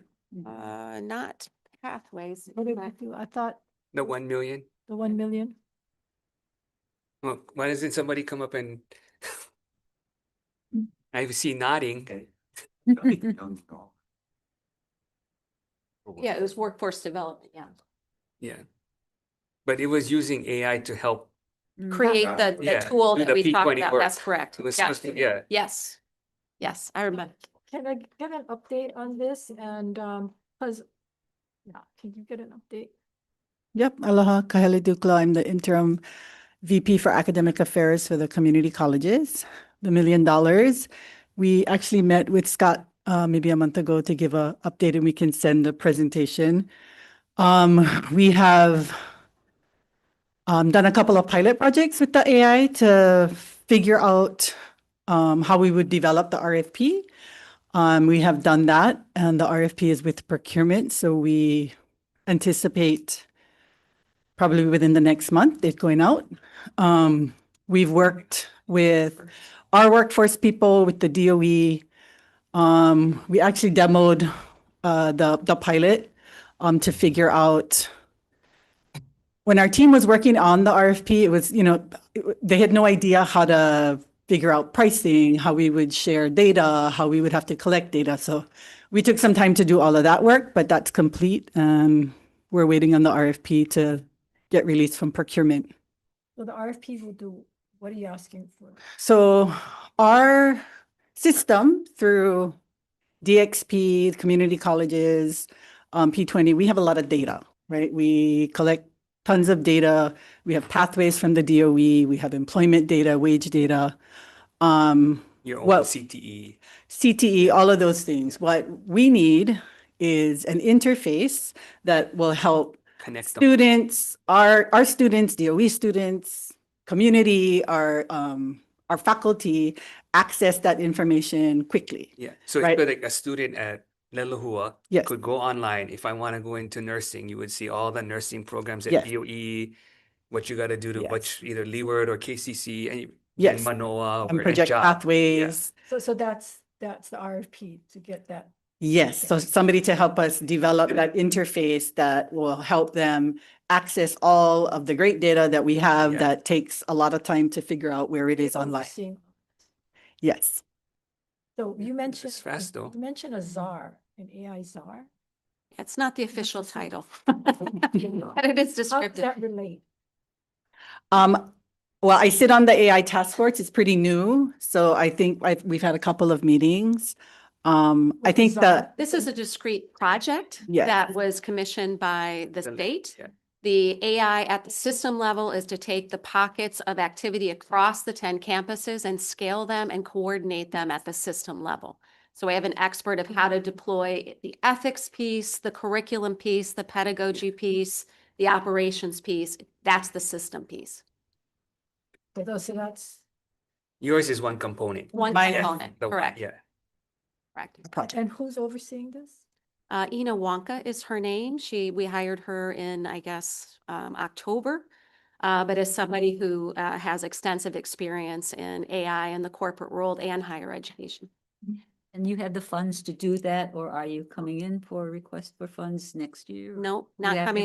everything? We will use our internal funds to develop and build. We specifically did not come this year because we wanted to have a comprehensive understanding of what the plan was and what we could fund internally before we turn to the state.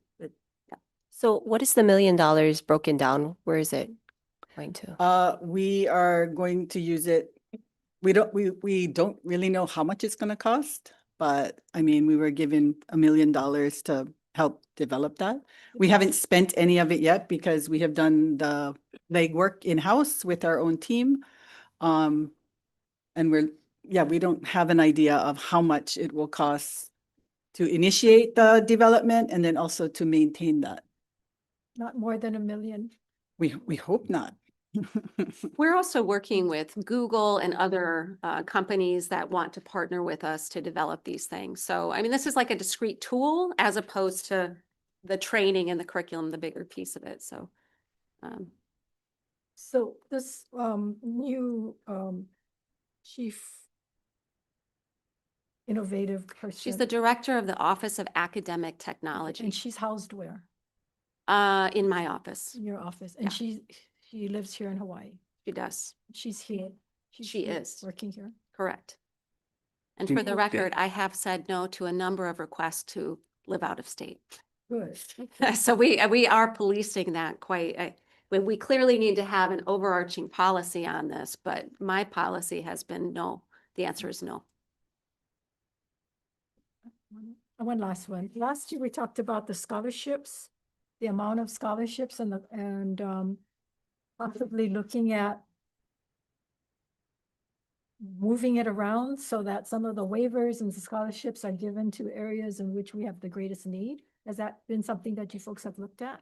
We are comprehensively looking at our scholarships, in part because of the impact of the lack of Title III and scholarships that are based on identity that are now being challenged at the federal level. So all of those things are currently a conversation of where is that money most effectively employed?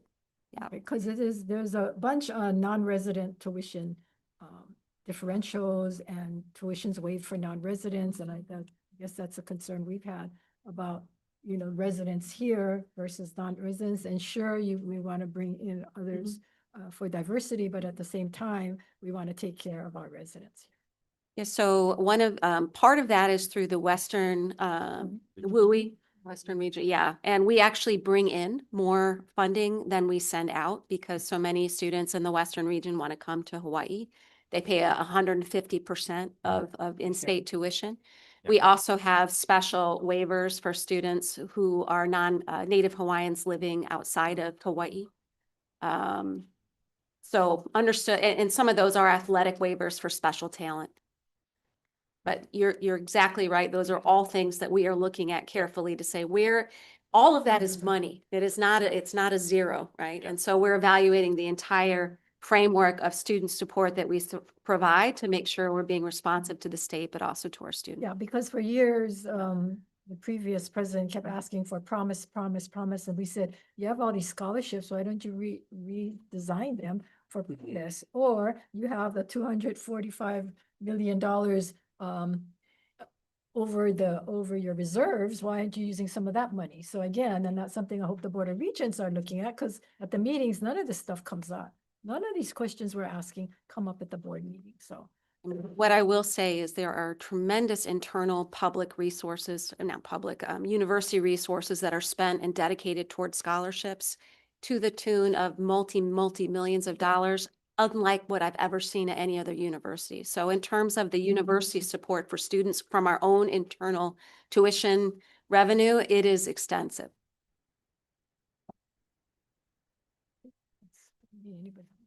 I mean, well, I just want to ask the regents, though, going back to something that Senator Hashimoto brought up. When you look at Promise Program, early college, dual credit, when the bill that he introduced last year that passed on the nursing, it really allows families that are in dire straits or low income to have access to a bachelor's now that they probably wouldn't be able to get. And then especially since if they live on Maui, they can access that. So I hope you guys are just looking at that, because we can do the scholarships and all of that, but are there other ways that we could provide access to our students instead of just doing that traditional route? I think the route that he tried to create using the existing programs allows Maui residents a different way instead of doing it the traditional way and then you have to get these other types of scholarships. I think what Senator Hashimoto has done for Maui colleges is great. I think the opportunities that are now available to people who live on Maui are fantastic. I think you have a good question, Senator De La Cruz, and I think we need to follow up on that and see what else can we do to support programming. Yeah, because going back to what the president is trying to do is it's a system approach, and maybe people need to start and really considering starting their pipeline at the community college because it's more affordable, it's accessible. There's like early learning, dual credit, all these different programs that they can promise so that they can get into a pipeline. Good point. And I think it's a basis for further discussion. Yeah. And just add, access to me is absolutely number one priority in terms of ensuring that wherever you sit on the islands, you have an equal opportunity to succeed in any area that's of interest to you. And so in addition to the in-person calculation of where are these things situated to provide that in-person access, we have gone full blast into evaluating how do our programs overlay with each other in an online format to allow access to any program. So we just completed a few months ago a gap analysis that looked at Hawaii Island specifically with workforce data, with what programs are online, what exist in person, and did a market study to identify where are the high target priorities for Hawaii, and they may differ by island, for us to prioritize online development to create consistent pathways to degree completion. And we are rolling, rather than the traditional way, which is your point, it's slow, which is it comes through the faculty. It's a 3 or 4 year process. What we've done with the information is highlighted 30 programs for development that are high impact and incentivize their development from our level. So that is taking place right now, and really excited to come back in a year and show you what progress we have. And while we're talking about the nurses, I'm not sure if you're aware, though, the graduates of the nursing program are paying to come to Oahu to take a test only for an hour or so on their own dime.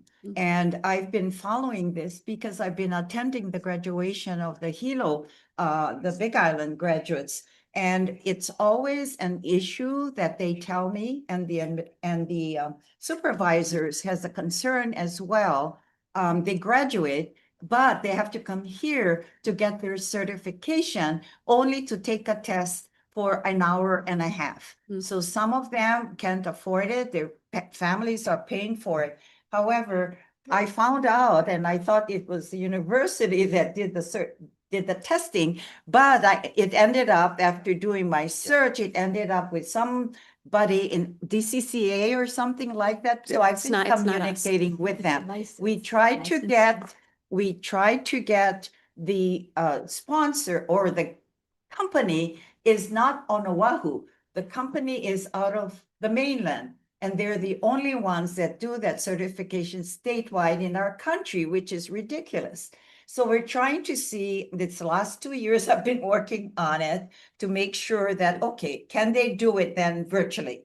Or can that person from Oahu who's doing the testing, can that person come to Big Island, Maui, or Kauai, or whatever? So just recently in one of our hearings the other day, the gentleman that I've been working on, and he did say, it's so complicated with what we're trying to do to get our nurses certified. I think he may be calling you folks to see if we could somehow get a scholarship for those that needs to be certified, pay a round trip ticket. Well, that's what we or do something. for Windward Community College for the vet tech program. Yeah. So to give statewide access, they have to fund neighbor island residents to come to Leeward 2-3 days a week, something like that. But we don't do that for Yeah. our nurses Yeah. statewide. And No, there's- So they have models. Yeah, there's definitely models, and we are happy to provide preceptors or whatever needs to happen and work with them if we can have that conversation. With the nursing program Of throughout course. the islands. then. Part of the strategy of the online is not just online, but identifying what needs to be in person, and then Yeah. how do we create access for that in the way that you've set up with that And it's program. So- crazy, we do things electronically, we do it virtually, and why couldn't they be allowed to do that? But the company says no, it has to be in person, so. You'd be able to If you can send help the us, company yes. to the big. We could be able to address that. Will you please? Yeah. Got one more. What's the long-term plan for the underutilization of, say, like West Oahu and some of our community colleges campuses? Because we're finding more and more people are online and Yeah. more they're not on the campus. And so it's underutilized, which leads me to the question, then are you considering, how do we right-size the university? Considering all of this, lack of participation in person? From a facility standpoint. Yeah, Yeah, not necessarily student. right, exactly. Oh, it's very robust for the students. I mean, I think it's a reflection of the flexibility that we're providing and the Which need is to great. access in different But then ways. we have these bricks and You are mortar, right? 100% correct. All of these questions need to be asked as we're talking about CIP.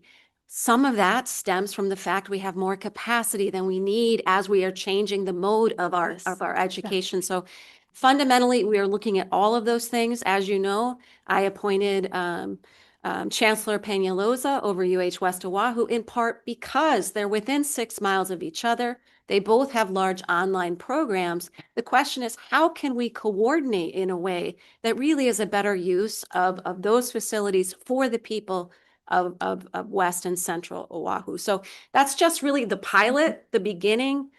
We are absolutely exploring those Well, the questions. regions had a policy that they passed, a resolution saying they weren't going to build any more bricks and mortar, and that they went ahead and did it anyway. They violated their own resolution. So I believe that resolution is still active. It's 10%, right?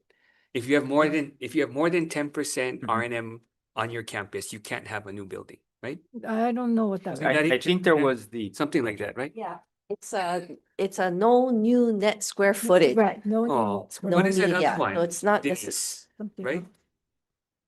else. You can't have any new buildings unless you have less than 10%.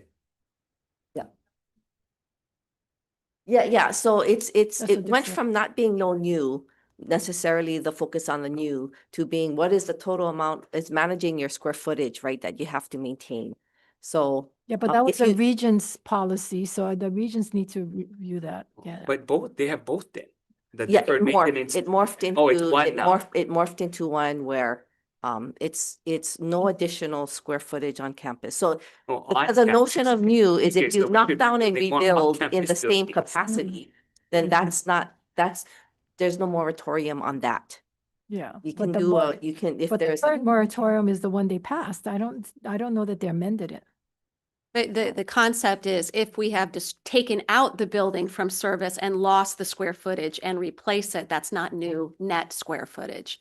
Sometimes it is far more, I mean, you all know this, far more financially sound to actually build new than it is to Yeah, try and yeah. renovate these old buildings. Yeah. So I think it's consistent with the policy in that regard, but your point is extremely well taken. We have to ask hard questions about our usage of the capital. And then it's like, how does the curriculum or the degrees align with the workforce, right? What are the programs that we're doing, and does it align with the needs of the community and the workforce? We have a mass, I mean, this will be the focus this year of my administration, is moving toward a much tighter alignment, much more streamlined. Happy, I know we're at 3:04. So I'm happy to go into it, but I can say we can actually provide you with some of that thinking. It is, in part, what I'd love to see is some type of experiential learning requirement, either an internship, apprenticeship, intensive research experiment. We need to move toward that model, especially in light of AI becoming so.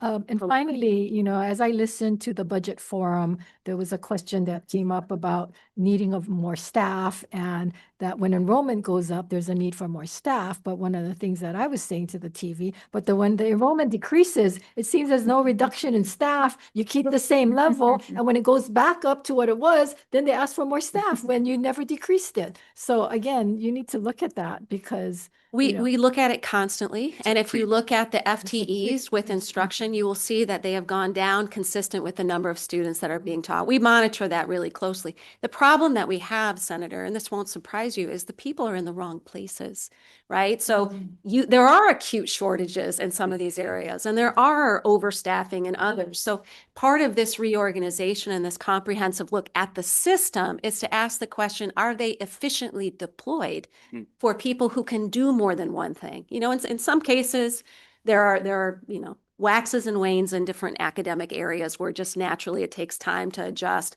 But some of this is really just rethinking how we deploy our capacity. Well, it's good to know that you folks are thinking of it, discussing it, and yes, we look forward that next year we'll have, different discussions, so. I just have one, I guess it's our last question. I don't know if it's Louis or Carlos or you, but one of the things that I've noticed, especially with CTE, is there's no emphasis on soft skills. And I've been to other universities or colleges in Asia where they actually they require everyone to take a soft skills class. I mean, some of us could have probably benefited from that. Some of us probably still could. Yeah, we're looking at doing that at the high school level, competency when they get out of school. No, that's part of the experiential learning push Is that that I'm something talking that you about. guys are going to, I don't know if, with the AI, is that something? Because I know in Korea, the university I went to, they had a flight attendant school. I think I told you this. And at first I thought, oh, why am I going to visit this? But they require every student to go take one class there to learn soft skills. Even things like comb your hair, how to dress correctly. Cut your hair. How to. 100% in agreement. As former dean of a law school, we had a full professional identity from soup to nuts. How do you even sit at a meal with, for business and things like that? So as we move more toward online, toward AI, those become more important. And that is part of the workforce development conversation that we're having. I don't know what it is, what we're doing now. Well, hopefully you can include it in your program, because then, as Senator Kim is mentioning, it needs to have some kind of connection to DOE too. They may not perfect everything there, because it's different experiences once you get into the workforce. 100%. But we don't want them to have to pay for this credit and pay tuition to learn these skills when they're supposed to learn a lot of it in high school, right? yeah, So- but we're we at. Ideally, we embed it within the program so that you're learning skills and content at the same time. Yeah, that is the goal. Any other questions? Can I make one comment before? I really like your shirt. Oh, I just want to say that. I was waiting for someone to say something. I know. Waiting. I just want to pander. Oh, man, this group, they need glasses, this group. He purposely did that just to say that he is with you. I teach at HPU and I wore this shirt. And I just want to say, I planned to wear green, but then I realized it was red mass today. And so I decided. No, Hilo Vulcans. I don't wear green because we have many colors. Okay. Thank you so much. Thank you.